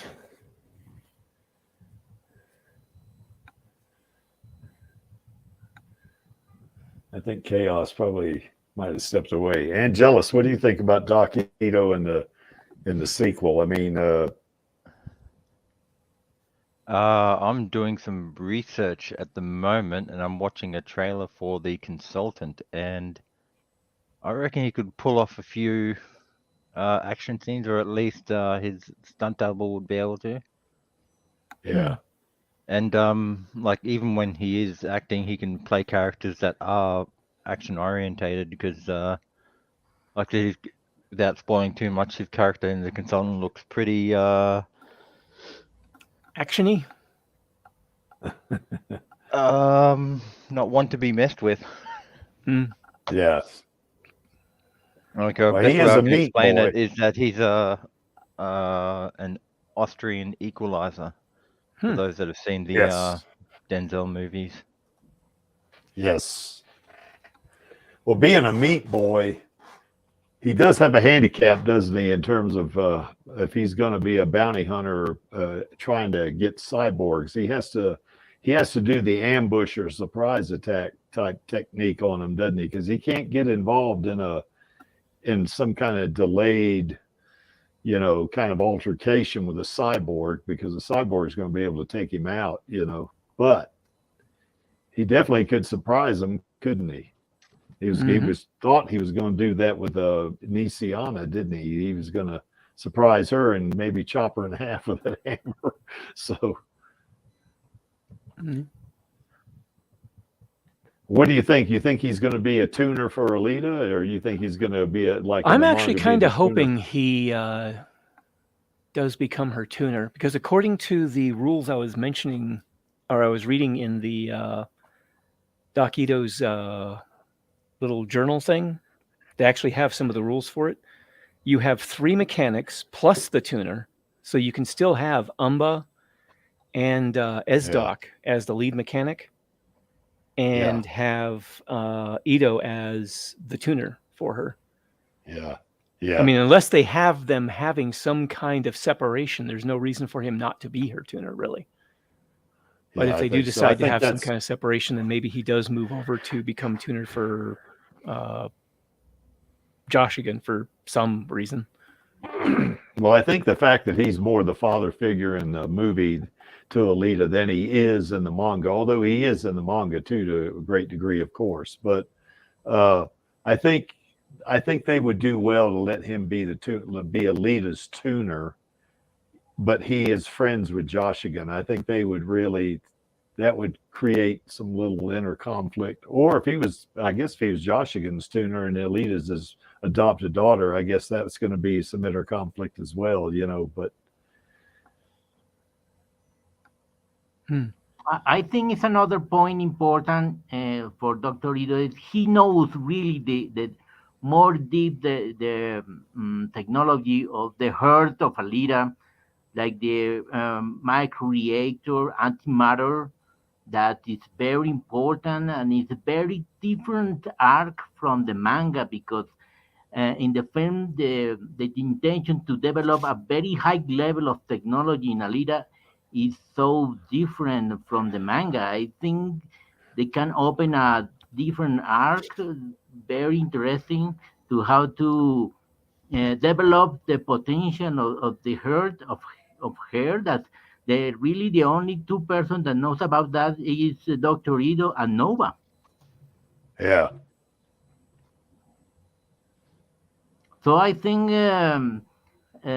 this aspect is very different from the film, talking about how advanced was the technology in Mars, talking about, for instance, the berserker body, the heart of Alita that Nova wants it too, because he orders to give her the heart after killing Alita. He knows about the potential of this heart that is very important. And the another thing is the master's blade, because in the manga was forged with different kind of iron, but in the film it's a very special weapon from the armed anarchy. So I think the intention of the film is to is the conception of a very high technology that is hiding, and that it has to be with Alita, and I think it can to develop more elements in the sequel, I think. Well, he is very familiar with Alita's technology, isn't he? Because you think about it, like you suggest, he was able to hook her up to the Berserker body, which was a technology way beyond what they had there. But he was still good enough that even though he, like he says, you didn't come with a manual, now did you? You know, but he was still able to hook her up, wasn't he? So. Well, I think it helped that the technology of her cyber core and the technology of the Berserker body actually matched up. I mean, they were the same technology designed to go together. So that might have helped quite a bit in him figuring out how to put her back together, as it were. Yeah, that's right. But anybody that's ever built a PC, and that would be simple compared to building Alita. Yeah. But anybody that's ever built a PC knows, you know, there's some little intricacies that go on there. But yeah, I think you're right, Lee. But, you know, you got all of these connections, you know, and connecting it to her brain. Well, of course, he's not going to be connecting to her brain. He's going to be connecting to her core, because the connection's already to her core in the brain, isn't it? Mm-hmm. But just figuring out which wire hooks up to which terminal, if you want to think of it like that. Well, in the novel, it does. Awful. Yeah, I was going to say, in the novel, it does take them 48 hours practically of nonstop surgery to get her put together. So it could be that there was a lot of trial and error involved in there, in, like you say, trying to figure out which connection goes where. Yeah. Okay. So I think we all agree that probably Doc Ito is probably, if there is a third movie, he's not going to return for that. We agree that, and I think we all agree we want to see more hunter-warrior scenes with him in it, and he's going to be Alita's tuner and father. Is that right? Is everybody in the concurrence on that one? Yeah, I certainly would like to I see agree it that with way. you. Yes. Yeah. Cool. Gearhead. Definitely. And maybe fill out her and Ito's relationship a little bit, to give them a little bit more of something, you know, stuff to do together, so we can see how they interact with each other and how well they've known each other, and maybe, you know, how they treat each other. They seemed on pretty close terms in the movie as it was, but they didn't get a lot of time to interact to see, you know, a relationship build between them in any way. Not in any meaningful way anyway. Mm-hmm. Yeah, I think her continuing to be Doc Ito's nurse is a must. You know, I'd like to see her also be more of a mother figure to Alita, too. Well, that's what she was originally supposed to be in the movie, according to Idara Victor. The one interview I found with her was where she mentioned that that's what Gerhard was intended to be. Was, you know, Ito was going to be her Alita's father figure. She was going to be sort of the stand-in for a mother figure for Alita. Yeah. Good point, Lee. Good. Yeah, because in the novelization, you don't get a whole lot in the novelization either, but there was a couple of things she says, you know, when she's in a Berserker body and she's done the handstand, the finger stand, and she does all that. She says, I'm going to go look for Hugo. And Gearhead says, not looking like that, you're not. Yeah, because she was just, in the novel, the Berserker body is much more anatomically correct. So Gerhard was the one who dealt with, you know, helping her get, you know, underwear on, keeping clothes, not running around naked, because she seemed to have no problem running around completely naked. Yes. It's a good thing that the movie Alita is different than the other versions. Yeah, they kept it definitely very PG-13. Yeah, they did. So, yeah. But yeah, that's funny. In the novelization, she said, "You're not going out looking like that." Some typical mother thing to say, right? So that'd be pretty cool, you know. Do you think? And do you think in the novelization, she also provided some a little bit of advice here and there on some things as well. Yeah, that's right. Well, she does that in your story too, doesn't she, Lee? I think she, although you don't see a lot of her, from what I've read to the point I'm at, where she interacts like a mother toward Alita that much, or unless I missed something, you know, she. I suppose I didn't. More than the movie. Yeah, I suppose I didn't put too much in the way of mother-daughter specific interactions, but they do interact. Yeah, yeah, they do. They most definitely do. Yeah. And of course, Finn wants to see her come back too. That's good. Yeah. I think too, Gearhead actually would support Alita in Motorball because, you know, she did go the track with Ito, didn't she? Mm-hmm. Well, I think also in the novelization, she was very much more along the more on Alita's side because she knew that Ito was worried about Alita, but she also knew he wasn't going to be able to keep trying to control her the way he had been. Eventually, he of course realizes it towards the end of the movie and the end of the story when he starts supporting Alita in her bid to become champion in Motorball. But Gerhard was much more in tune to that before he was. Well, I think Gerhard realized that, you know, you're not going to be able to keep Alita down. You're not going to be able to do that. You know, you're going to have to just. Well, I think she saw that basically Alita was very determined to follow her own course and trying to control her in any way, even if it was out of a misplaced sense of worry for her well-being, was just going to end badly and result in a split between Alita and Ito. Ito, fortunately, seems to realize that too, and which is why he puts her in the Berserker body and supports her in her entry into the Motorball. He could have put her in a different body, couldn't he? Mm-hmm. Apparently, he did have he had the one that he put Hugo's head on. He could have used that one instead, but he decided no, she was right. She needed to have the body that was built for her. And so he gave it to her. Finally, but he did. He came around eventually, but But you know, that's typical of a father. You know, they don't want their daughter to be harmed, and they worry about them and stuff like that. But you're they're convinced they know what's best for them. Meanwhile, the daughter is convinced they know what's best for them, and then there's always that friction there. Yeah, there's. Yep. So what do you think, Chaos? Are you still there, or are you? I think Chaos might have had to bolt. Might have had an attack of Rugrats. Maybe so. What do you think, Angelus, about Gerad in the sequel? Well, Umber didn't really play a very big role in the manga. A heavy supporting role, but not a big one, so I don't think she'll get too many big scenes. Possibly like one or two one-on-one interactions, but mainly I think they might be focusing on Alita and Ito while introducing newer characters or newer interactions, in the sense that Alita and Japan. And although she will probably also turn up in scenes with Doc Ito as well. Yeah, I think so. And if she does do that, and whenever Doc Ito's playing a father figure, then she can be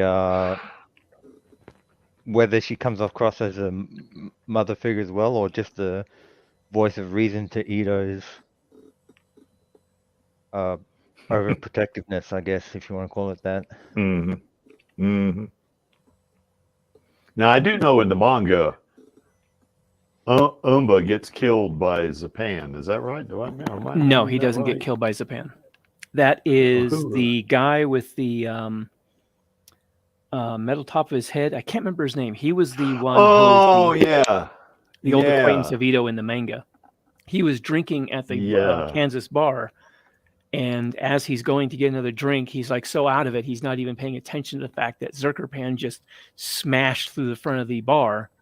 And as he's making Yeah. his way up to the bar to get another drink, completely oblivious to this huge metal monster right there, Zerkerpan, I think, basically just swats him and splats him. Yeah. What was his name in the manga?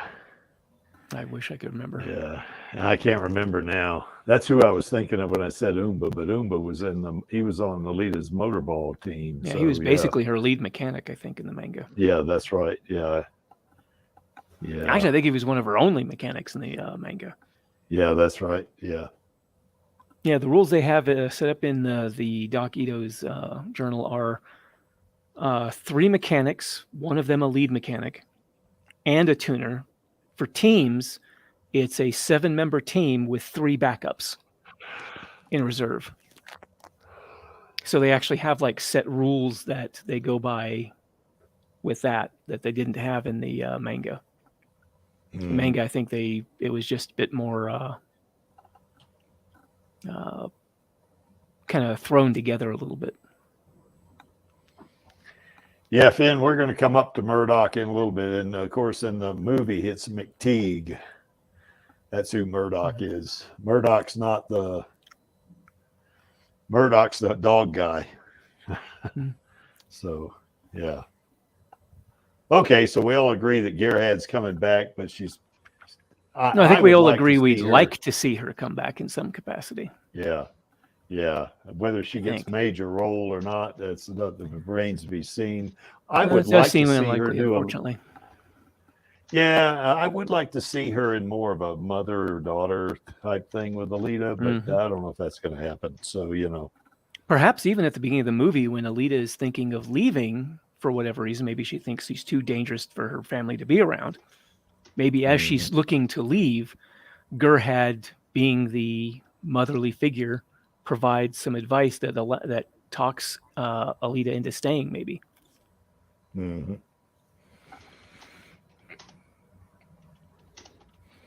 Oh yeah. Well, this one's obvious. We're gonna see. Yeah, we're gonna see Joshigan. There's no doubt. She can't have a fight. She can't have a showdown with Joshigan if Joshigan's not there. If Joshigan's not in there, that's right. Now, I think one big thing about Joshigan is that in the movie, he's not like he is in the manga. No. I mean, in the movie, Adjikuti and Nausicaa they team up a little bit, but Adjikuti engages him, by blocking a punch or something like that. And Nausicaa comes up from behind him and hits him and knocks the motor ball loose and sends him flying. In the manga, that's not going to happen. He is like so good he can beat 5 motor ballers by himself. Even with one arm. So something's going to have to happen here. He's going to have to. Maybe this is where Nova comes in on this one and gives him some more tech. I was thinking it could be like with Maxi's story, where Nova comes in and provides some kind of a boost to him to make him more of an obstacle to Alita, to keep her from getting dissolved. Yeah, that's right. Yeah, because he doesn't want Alita to get to Zalem. He doesn't want that. So, but yeah, I think Joshigan is going to be a major player in the next movie. That's for sure. Mm-hmm. Do you think it'll be Jai Courtney? I think it'll be, I think Jai Courtney's a really good actor. I mean, he was in Terminator Genesis and a couple other movies I can't recall right off the top of my head, but he's good. He's definitely is. He could. Well, they already had him cast as Joshigan in the first movie, so I certainly wouldn't have a problem with seeing him back. Yeah. Oh, remember that Courtney was in the sequel of Divergent, and he works with Rosa Salazar in the second movie. Oh. Not to mention Rodriguez is famous for reusing cast and crew. That's right. No, okay, Finn. No, the barkeeper is not going to kill Zapan. That's not the way that story's going to go, I think. So I think Finn's being a comedian out there in the chat. So, you know, yeah. So what do you think, Angelus? Oh, you're going to have to go pretty soon? Yeah, it's 5:40. Okay. So what do you think, Angelus, about Joshigan? Yeah, I don't mind whoever plays him as long as we get the sequel. Yeah, that's right. The only draw card ultimately, is pretty much just Rosa as a leader. I mean, of course, there's a few more. I'd love to see Norton as Nova. Obviously, I'd love to see Walt stay on as Ito. And well, while Alita did break one Hollywood hoodoo, you know, I don't know if they can break two, because another curse, if you will, is whenever they recast characters in sequels, they don't tend to do very well. Well, I think Rosa will do fine. Especially she loves playing Alita too, you know. So yeah, there's no Alita without Rosa. Yeah, that's right. You know, we had a discussion. Knows that. Yeah, I think so. We did have a discussion on a stream about what happens if, say, Rosa can't do it and they got somebody else. You know, I would still watch it, you know, but I think, you know, that person that would play Alita better be really, really good, or else, you know, it's gonna not work, I think. So well, it's pretty much as given as the sequel itself, because, you know, they're in talks with both Rosa and Rodriguez. So yeah, that's right. So I don't think there's any chance it'll be anybody but Rosa, you know. So okay, moving on this one, I guess. Koyomi. Yeah, I think Koyomi's going to be in it. Now, Koyomi go ahead there, Angelus. I was going to say Den would probably definitely want Koyomi in it too. I think so. You mean Ox King? Now that's what his handle is, right? He'll always be Den to us. Yes. No, Rosa, Anarchy. Yeah, that's right. Yeah. So, yeah, I think Koyomi would be Alita's friend. Now, one of the things that we'd probably see at the beginning, she might blame Alita for Tanji's death, but I think they could make up, you know, somehow, and realize it was Zapan that maybe killed, you know, Tanji to try to set up Alita, you know. So anyway, that would, you know, I think that would be fine there. Certainly Koyomi's very different in the movie than she is in the manga, that's for sure. But yeah, she's probably going to be in it, but she'll probably be a little bit like Gerhard. I don't know if she'll have a major role, you know. Maybe she will. Now, I think she may have some other commitments too. You know, I know she's done some Marvel movies. You know, she played Jubilee, I guess, in the X-Men franchise. Of course, X-Men are no longer around, but Finn says, yeah, she's got to come back because she's cute. Yeah, I kind of agree with that there, Finn. She's pretty cute. There's no doubt about it. So any thought, Alejandro, what do you think about Koyomi? Oh. I think Koyomi could be a good friend or a leader, and she could be the interface between the female youth of the Iron City from Alita, giving some interrelation between two young women with males, with environment. I think it could be very interesting, this aspect.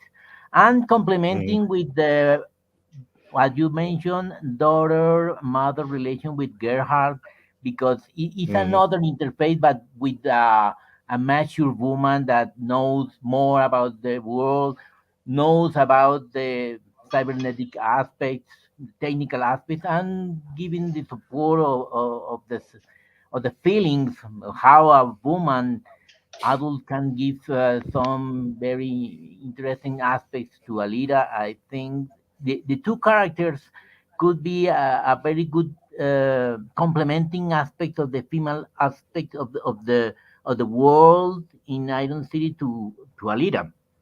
And as you Okay. mentioned, Koyomi has a very different development in the film because she was Mhm. a young girl, but in the manga it was only a little kid for maybe 2 or 3 Yeah. years. Was the daughter of the of the barman in the Kansas bar. So I think it's a totally different this aspect. So I think it could be Yeah. developed many interesting aspects in the sequel. Well, actually, in the manga too, at one point she was a baby. I mean, that you remember Makaku grabbed Koyomi and went down in the underworld there, and Alita went after him. You know, one of the reasons to save the baby, of course, which would be Or maybe Koyomi. I maybe in the book number 5, I read some of the manga and I checked Mhm. there was a Koyomi, but maybe 2 or 3 years because in the fifth book of the first sequel, past 2 years, right? So the Mhm. baby grow and she Yes. she could have some relation with that little girl. I remember. Yeah. I don't know, right? Well, I think in the case of Koyomi, though, I think where we might see her play more of a role is if they do a third movie where she's in the Badlands. Koyomi is not a baby or a little girl in the Badlands. She's a teenager. And, I mean, that would be more of a natural fit. She's in the manga, she's kind of like, I guess you would say a would be or wannabe photographer or journalist or something like that, And I think that would be a natural, more of a, from a manga standpoint, that'd be more consistent, I guess you would say, with what the manga has.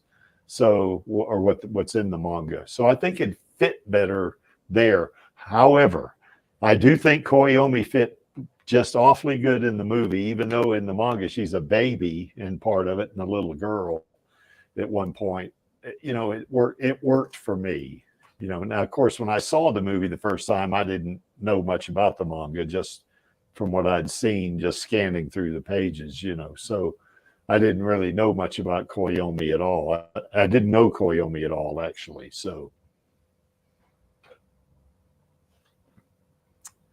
what do you think about Koyomi, Angelus? Is that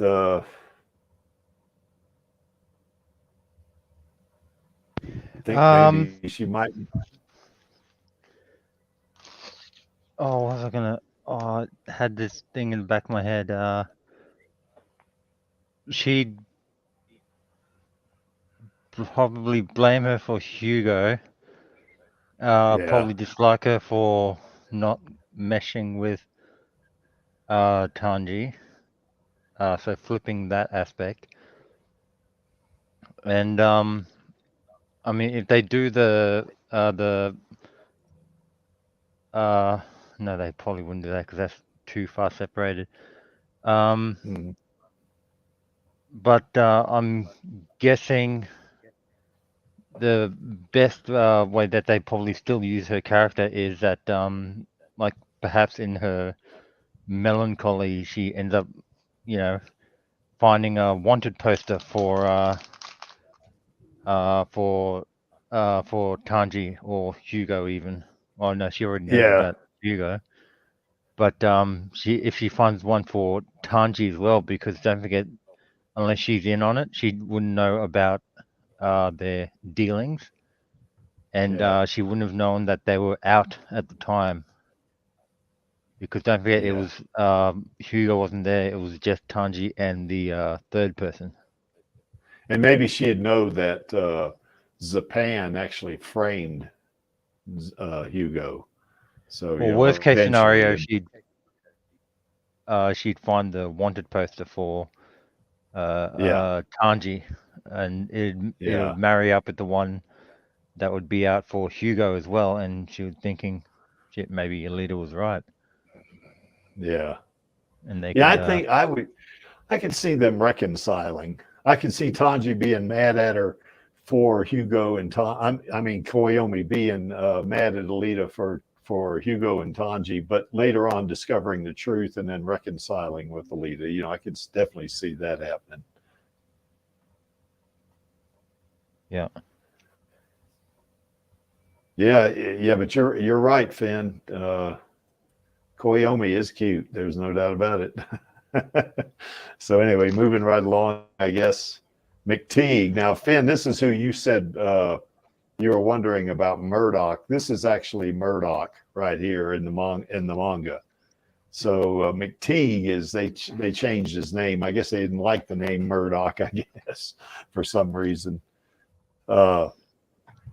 I definitely want to see him in there, and certainly if they go through that Zerkerpan arc where Zapan kills Sarah, provided they have Sarah, you know, in the Zerkerpan arc, then yeah, you know, McTeague's going to be out for blood because Sarah is McTeague's daughter, and if Zapan kills, you know, Sarah, then that's going to enrage McTeague, and I got the feeling in the movie that McTeague really didn't like Zapan that much, because if you remember when he was, you know, kind of introducing Alita to the Hunter Warriors there, and he said, "This is McTeague." McTeague kind of was looking at him, you know, like he didn't like him, you know. And then of course when Alita kind of, you know, dissed Zapan by saying, you know, yeah, if you rip my arms and you rip off my arms and legs, it might mess up your hair or something like that. He kind of laughed about it. So I really got the feeling that McTeague really has a low opinion of Zapan, you know, in terms of being a, you know, person, I guess. So I could definitely see him if particularly if Zapan kills Sarah, he is going to be he and his dogs, they're going to be after Zapan, you know. So what do you guys think about that? Let me ask you something, Greek. Yeah. Do you think Koyomi is a member of the Jacking Cyborgs band of Hugo? Or is Well, not an element? There is a backstory about that on that DVD extras.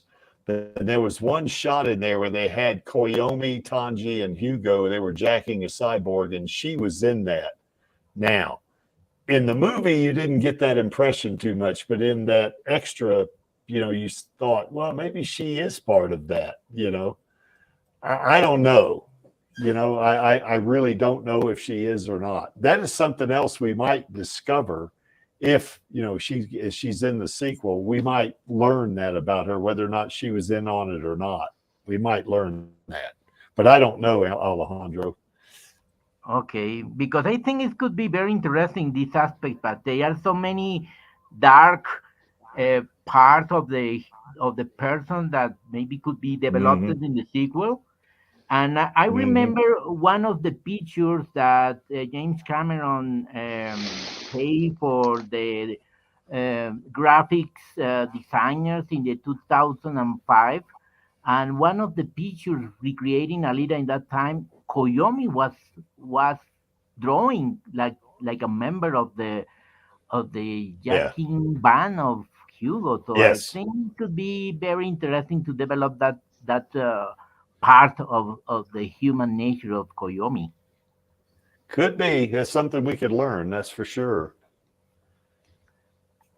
What's your thoughts on McTeague there, Angelus? That he's a dog lover and I like it now. Yeah, me too.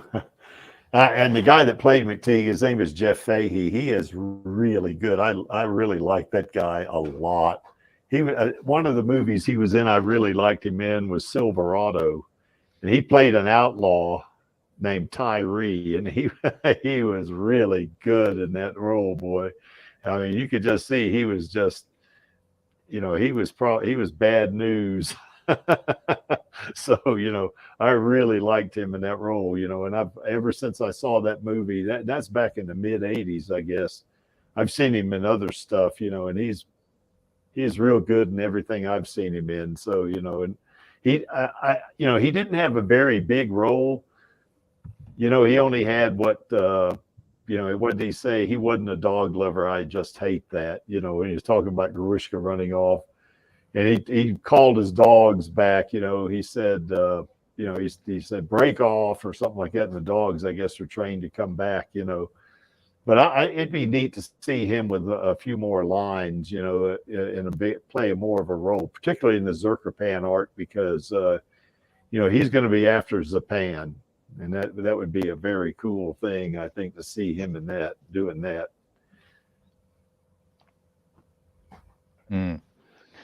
Okay. Any more thoughts on McTeague, you guys, or Murdoch, as he's known in the manga? They don't have much Ito action. I hope they have more Murdoch action. Oh, absolutely. Yeah, we talked about that. We want more Ito action in terms of being a bounty hunter, I'd like to see the dogs get involved more too. That's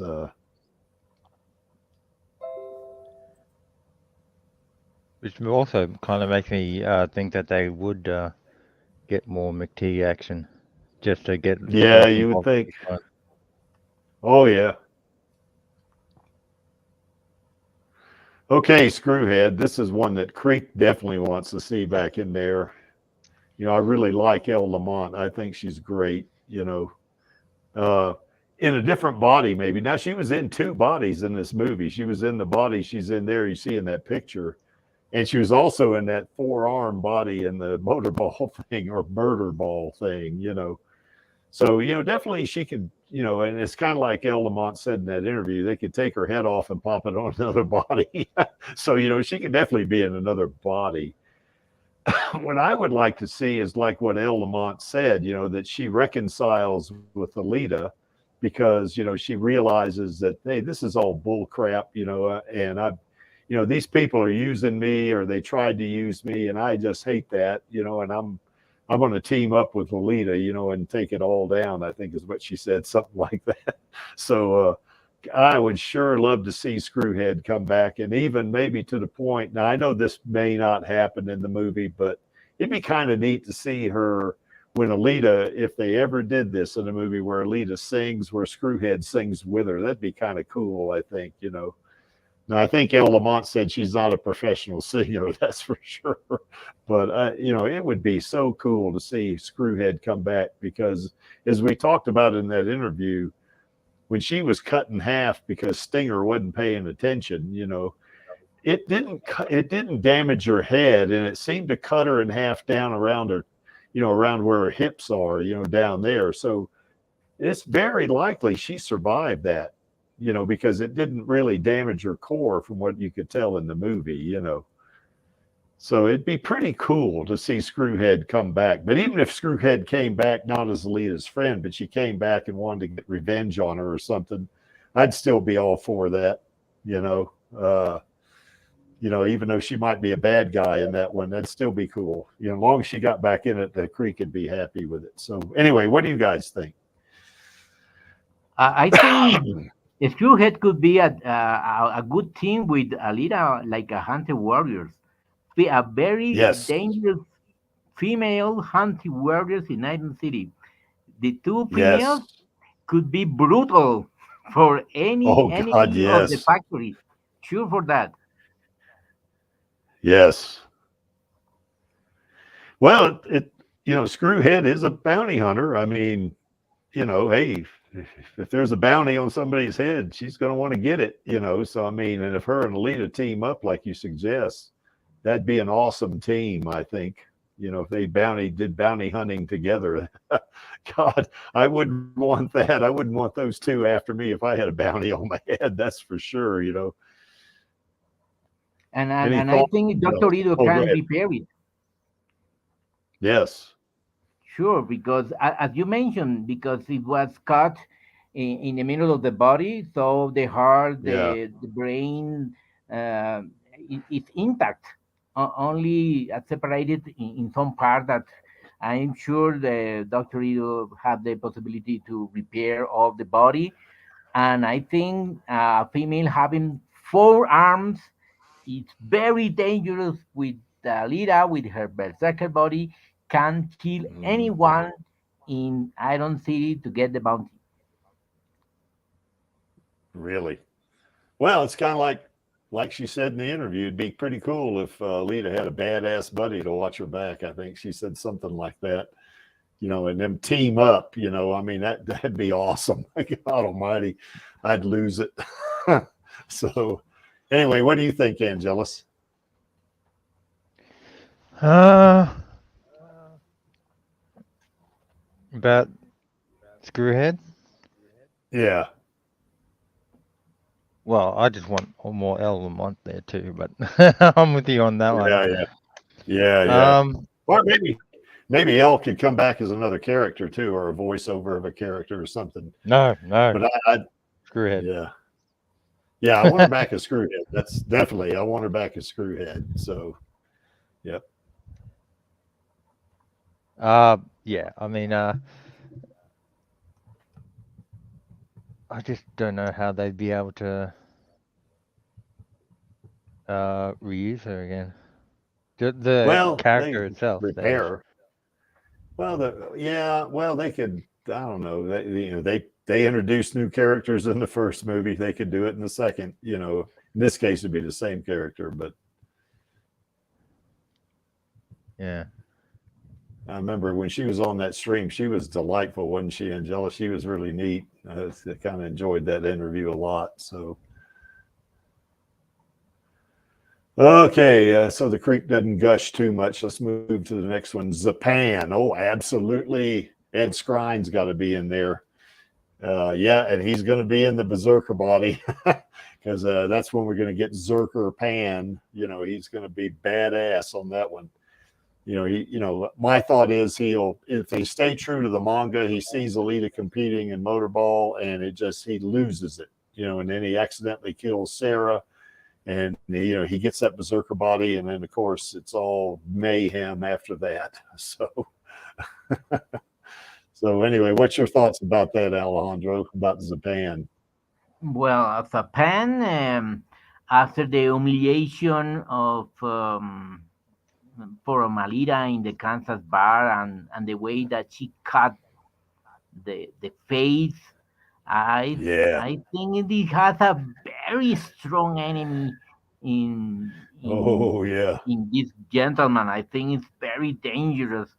So I think it's a very important arc, as you maybe mentioned in the manga too. It's a very strong enemy of Alita, and they fight, and Alita defeated the game. With Japan. So I think it's a very strong character that they have to confront Alita in the sequel. I think it's very important and very interesting too. Yeah, I think so. Well, they're going to have Zapan back, that's for sure. Zapan and Joshigan, they got to be the two that they're a must. They got to be back, or else they won't have an arc. You won't have 2 arcs. So, what's your thoughts, Angelus?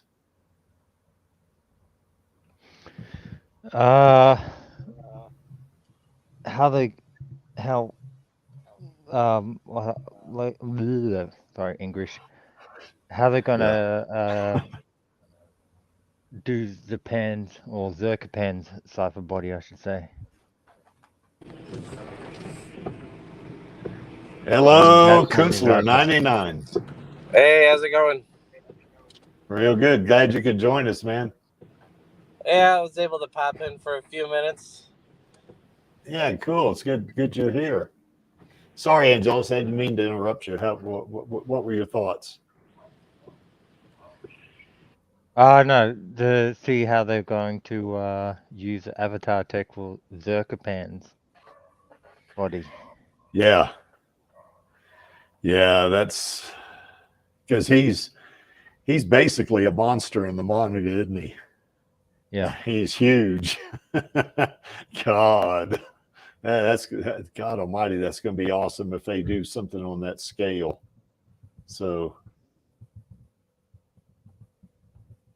anyway, Jeffrey, how's things there in Chicago? Today they were wet. A lot of rain today.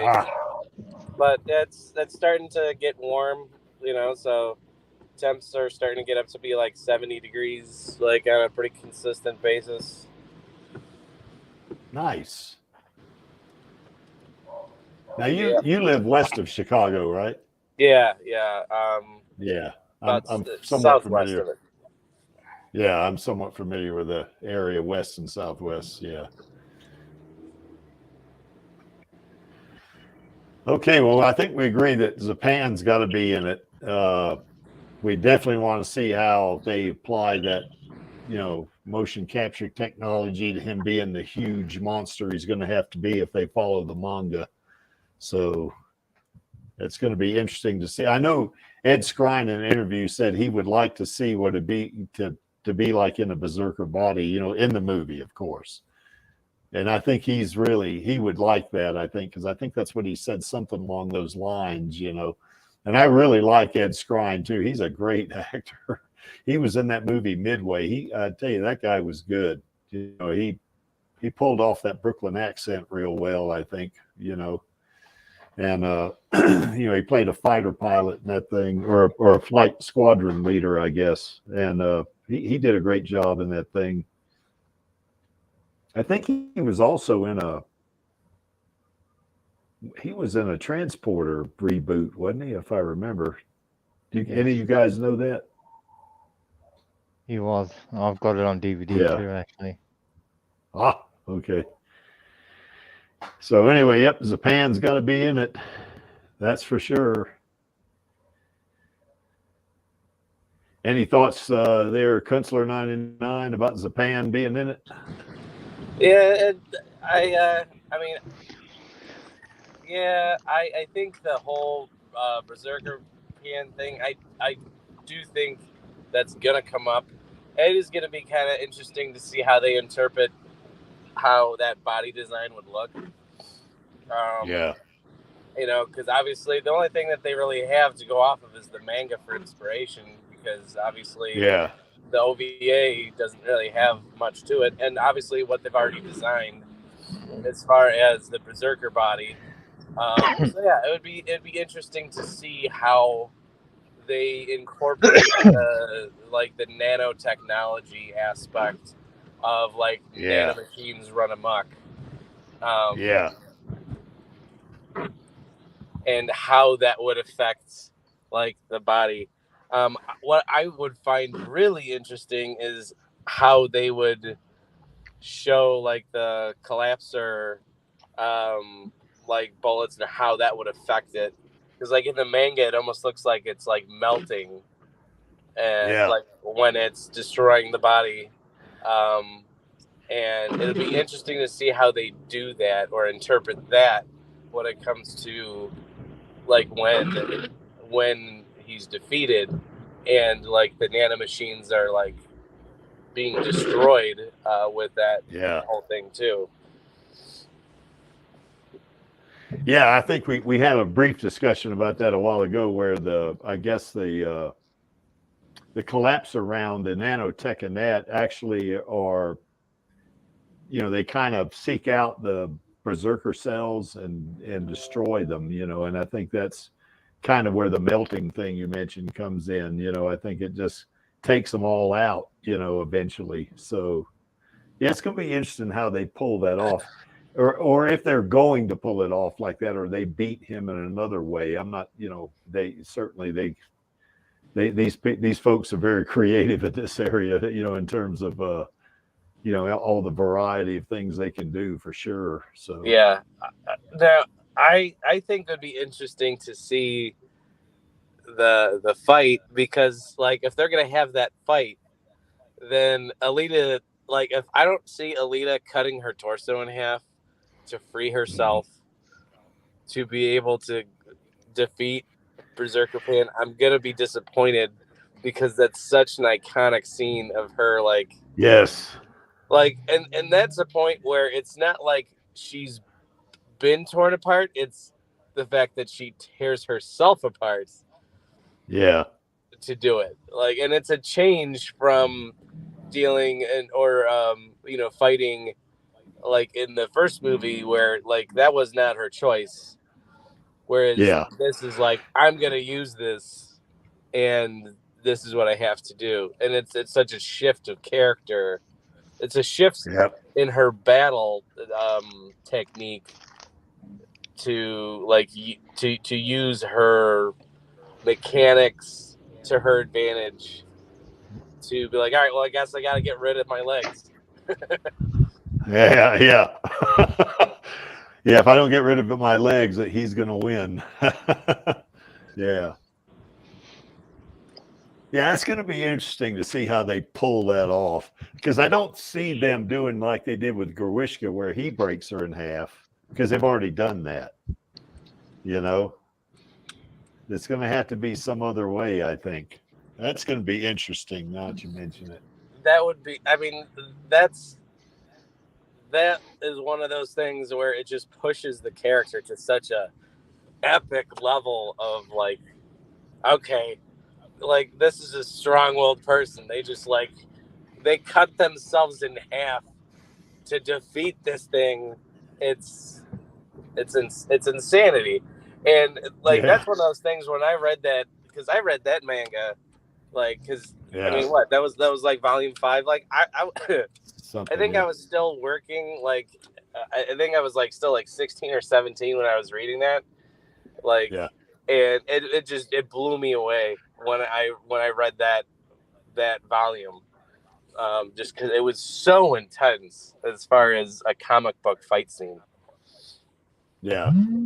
Well, I know I certainly read it, you know, not when I was 16, obviously, but I'm like you, you know, that, holy crap, you know, her cutting herself in half like that, tearing her lower part of her body, her legs off, you know, just to get at him. I thought, I had the same feeling my thought was, oh my God, you know, like that. So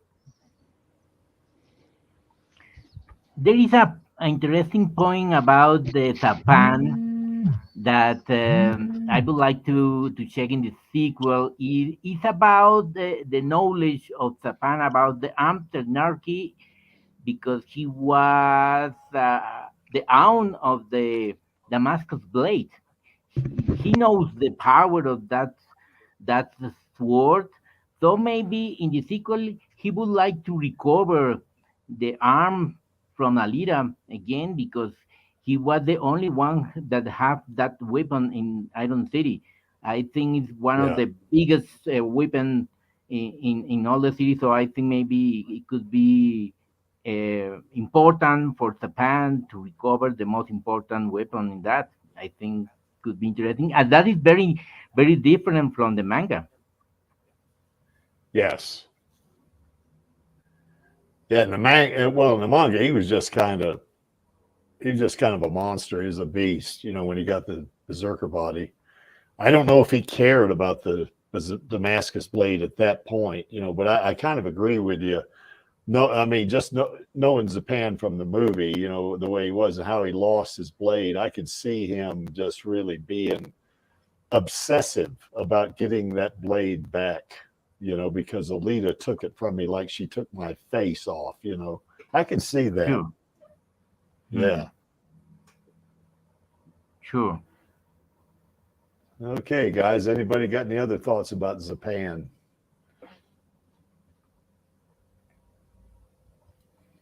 Well, what about these guys right here? I think we're going to see Adjicutty for sure in the next movie, because he's going to team up with Alita to compete against Joshigan. Den and Chaos, I am not so sure about. Of course, they're sort of like the same person, but you know, that's kind of a Badlands arc thing. Now, I know that Lita Calligridis said that they had in the script or in the original story, when they go out to the Badlands of that ship, they meet Chaos and bring him back or something like that. I don't know how well he would fit in the Motorball arc or in the Zerker Pan arc. What do you guys think about that?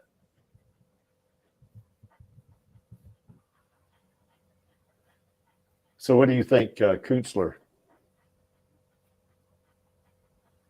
Den/Chaos being in the sequel. Oh yeah, I think I'm thinking. I don't think that they're going to be in this next sequel. I don't think they're going to fit them in. And if they do, it would have to be like at the very end. Because she has to go through the Motorball arc, because Joshigan has to like run through his, and then after that, then you're going to have like another second big act. As far as Berserker Pan, and then I think they're gonna have Nova's gonna have to be back in there too, as far as like a third piece, as far as him pulling the strings in the background still, and they're still gonna have those cutscene things. I mean, they might hint at it, but I don't think it's gonna be a main piece of it. Because I think that would have to be in the trilogy, like that would have to be in the third movie. I think, because I think there's just too much. Yes, you have too much that's being wrapped up. That they're gonna have to like kind of wrap up from the cliffhanger. With that, which again, that's gonna be the whole Joshigan thing. So yeah, I don't think they're gonna make an appearance, and if they do, it's gonna be like a cameo. And it's going to be the cliffhanger for the next. What my perfect ending to the sequel would be when, like at the end of Berserker Pan arc, when she's in the dream sequence and she goes through the yellow door. I think that would be the perfect place for the sequel to end and credits roll, and then you could do an end credit scene where it like hints at like the train, and if it were to like end with her being on the train and like her quoting, careful, get too close to me, you're people die, and then it just like ends, like if they do like that 10-year jump. No, cut to figure 4. Right, yeah, and you see figure 4 in like the end credit scene. I think that would be just spectacular. Or you could see a back shot of him. He's facing Alita. Alita's facing him, and the camera is kind of going to Alita, and you kind of get maybe the back of part of figure 4's head. Where she puts her finger in the middle of his forehead and says, "Careful, Mr. 4, people who get too close to me end up dying," or something like this. And then they could kind of fade that out. Then you get to wondering who is figure 4. So that'd be kind of cool, I think. So yeah, figure 4 would be another one. But we kind of had that discussion too, Künstler, is that if the Badlands arc happens, it's got to be at the very, very end, of the movie, because, to me, I think the movie's going to have to be the sequel's going to have to be if they're going to do the Motorball arc and the Zerker Pan arc, that movie's got to be at least 2.5 hours long, if not like 3 hours, Don't know if we'll get a 3 hour or not, but they're not going to be able to do it justice. If they try to cram the Motorball arc and the Zerker Pan arc in 2 hours, that ain't going to work. It's just not enough time, Yeah, I think if they did, I think they would have to kind of mash it in between. Like you would almost have to have like in between the the race scenes when Alita's going through those things, like where you start seeing the background of Ed Skrein's character, of Zapan, kind of transforming into this, because you're gonna have to have Zapan's story of him freaking out about Alita, like winning, Yes, and like seeing, and then you're gonna have to kind of see him go through this life destroy, like he destroyed his girlfriend or whatever, like Sarah, decapitated her. yeah. And so that's gonna be weird. You're gonna have to kind of really fit that in between somehow, which is gonna be really weird. Yeah, well, they can kind of overlap it. Well, I guess Lee was talking about they might overlap it where kind of part of the motorball arc, Zapan seeing her on the television screen, and he just goes nuts. He kills Sarah accidentally, and it makes him even nuttier. He goes through a hellish transformation, Yeah, and see, my thing is I do think that there's some of that stuff that you can kind of cut out cinematically. You're going to be able to kind of cut that out to a point. They're going to have to change a decent amount of it to, again, adapt it to the big screen. And this is where I think, the first one wasn't so bad because of the fact that it matched the OVA so well. But even the OVA wasn't page for page to the manga. The manga was way too detailed for cinema. So, like, I don't know if they're gonna go into Sarah. Like, they might just go into him having this like brain damage, whatever, of his psyche being so damaged that he seeks out Nova, and then Nova just basically kind of destroys Zapan in the process, and like making Zapan have basically just his base like desires and Alita's berserker body, and you skip the whole Sarah piece as it is, and he's just seeking out more modifications and basically just gets screwed over with his experiment. I could see them doing like 2 minutes or 3 minutes of Sarah just to introduce her, but yeah, they couldn't go very deep into it. Yeah, Angelus, we're getting a lot of feedback off your mic. Yeah. Yeah, I think it would be so minuscule, and I think they could easily justify changing that piece of it, and it being just Zapan and Alita thing. And I don't think they're gonna go into Zapan's like torturous, like trying to be a better person thing, which is gonna kind of suck, because this is where the manga ends up being so much better when it comes to the backstories of the villains. Yeah. Because it does a great job of you identifying with the villain, and then you end up being confused as far as, okay, who was the bad guy? Like, who really, like, is there a bad guy? Like, is there actual evil? Is there actual good in this? Or is this just all turning gray? Which I think was one of the points of Kashiro's writing with this, was the fact that, like, by the time you get through this book, by the time you get through the whole series, like, no one's good. Like, there's not a single good person. And even Alita ends up being like, okay, damn, you're not that great. Like, you got some evil in you too, and that's the thing. Your point's well taken about Zapan too, because he, in that one part where he has Sarah, his girlfriend, and they're working the soup kitchen or whatever.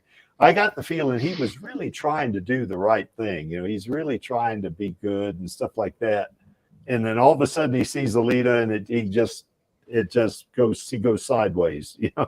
It's like it's like a irresistible force acted on him. Yeah, I think it was more like a PTSD response.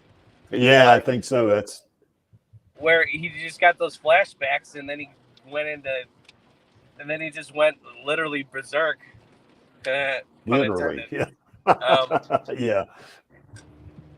And yeah, and that's the crazy part, and that's what I like about that too in the book, is that it really identifies that, like, if you have a machine body, you really can have strength that you just don't know. It's like hard to control sometimes too, where it's not like he intended on hurting anyone. He was just trying to get away, and then he ends up killing like the person he cared about and snaps. Mm-hmm. Okay, so anyway, we got Adjicutty, Den, Chaos. We know Den and Chaos probably won't show up. Well, Den won't show up in even in the second movie. He would probably show up in the third movie. Chaos. Oh, we lost Jeff. Chaos may show up at the end of the sequel. He might, at the very end, we might see him. And of course, Figure 4 might show up at the very end also. So. Okay. I have one idea. Yeah. Yes, I think another character that you mentioned in Adorner Livestream stream that could be interesting in the sequel could be a Crimson Wind, because Alita saw her, and in the manga she fights against her, and he was a very strong female enemy. So it could be a very interesting character to introduce. What do you think? Yeah, I think so. Crimson Wind actually they competed against each other, I guess, in Motorball, and it was one part there where Crimson Wind almost took Alita out. Remember, then Alita got her, But yeah, I think that was an oversight on my part not putting her up here. Certainly, Crimson Wind and Adjicutty will definitely be in the sequel, I think, because they're going to be two key players when she competes against Joshigan, I think.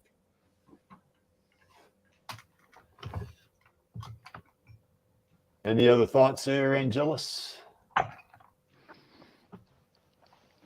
I completely forgot about Crimson Wind. Yes, that's what I was saying. I was an oversight on my part not putting her in there because she's real important. So, and there's some other in the manga, like Teagle as an example. This is a guy that never won a race, yet he said Alita picks him to be on her team. I thought that was funny. Okay, guys, I think we kind of hit this pretty good. We've been going over 2 hours here. Did we miss anything, you guys? We certainly probably did, because there's so many characters in the manga itself that we most definitely probably missed somebody. So, aside from Crimson Wind, no. Yeah, aside from Crimson Wind, that's right.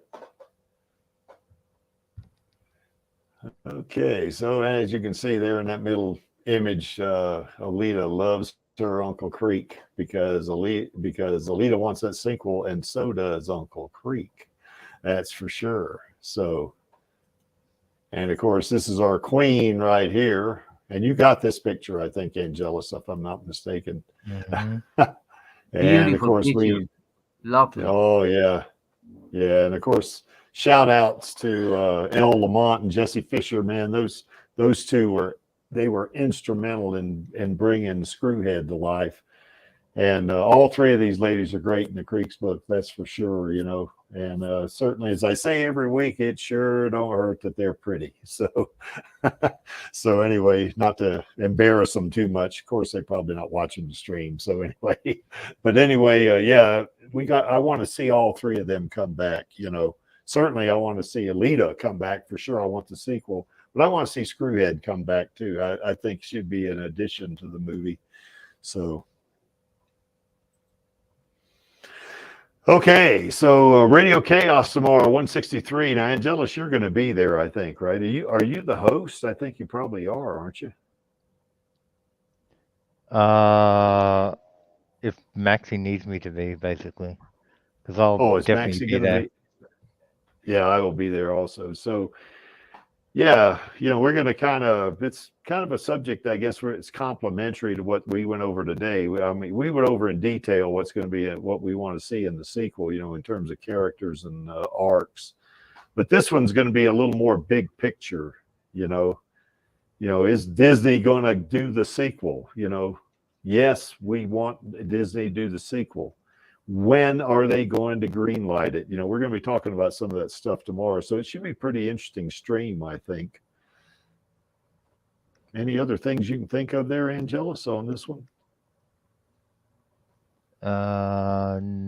Just come and join us, and if you want to join in on the discussion, then you know where to sign up. You betcha. Okay. Why is this image here? Well, this image is here because the Creek likes it and he's running the stream, of course. And to paraphrase Gorishka, I'm only here for our girl and the Alita Army. Of course, Gorishka didn't say that, but the second part of that. And of course, all of us are only here for our girl Alita because we want that sequel, Disney. Damn it, you hear us? So anyway. And I guess that just leaves just one more thing, I guess, and that's the call to action. And unless Alejandro and Angelus, you got any last thoughts, either one of you? No, I think it was very interesting, very, very good element in this live stream. Thank you very much, Greek. Very good themes. Oh, thank you. Any last words, Angelus? Hashtag Alita sequel. You got it. You see it up there in the upper right-hand corner of the screen. Okay, on my count of 3. 1, 2, 3. Film those sequels. Those sequels, baby. All right, so we will see you tomorrow on Radio Chaos, and we'll see you next Friday on the Alita Livestream. So goodbye. Goodbye. Thank you so much. What's up, Alita Army? This is Hot Toys Alita, and I hope you enjoyed this week's Alita Livestream. Please join my Uncle Creek, Angelus, and our other guests for next week's show. Remember, I do not stand by in the presence of evil, and film those sequels, baby. See you next time.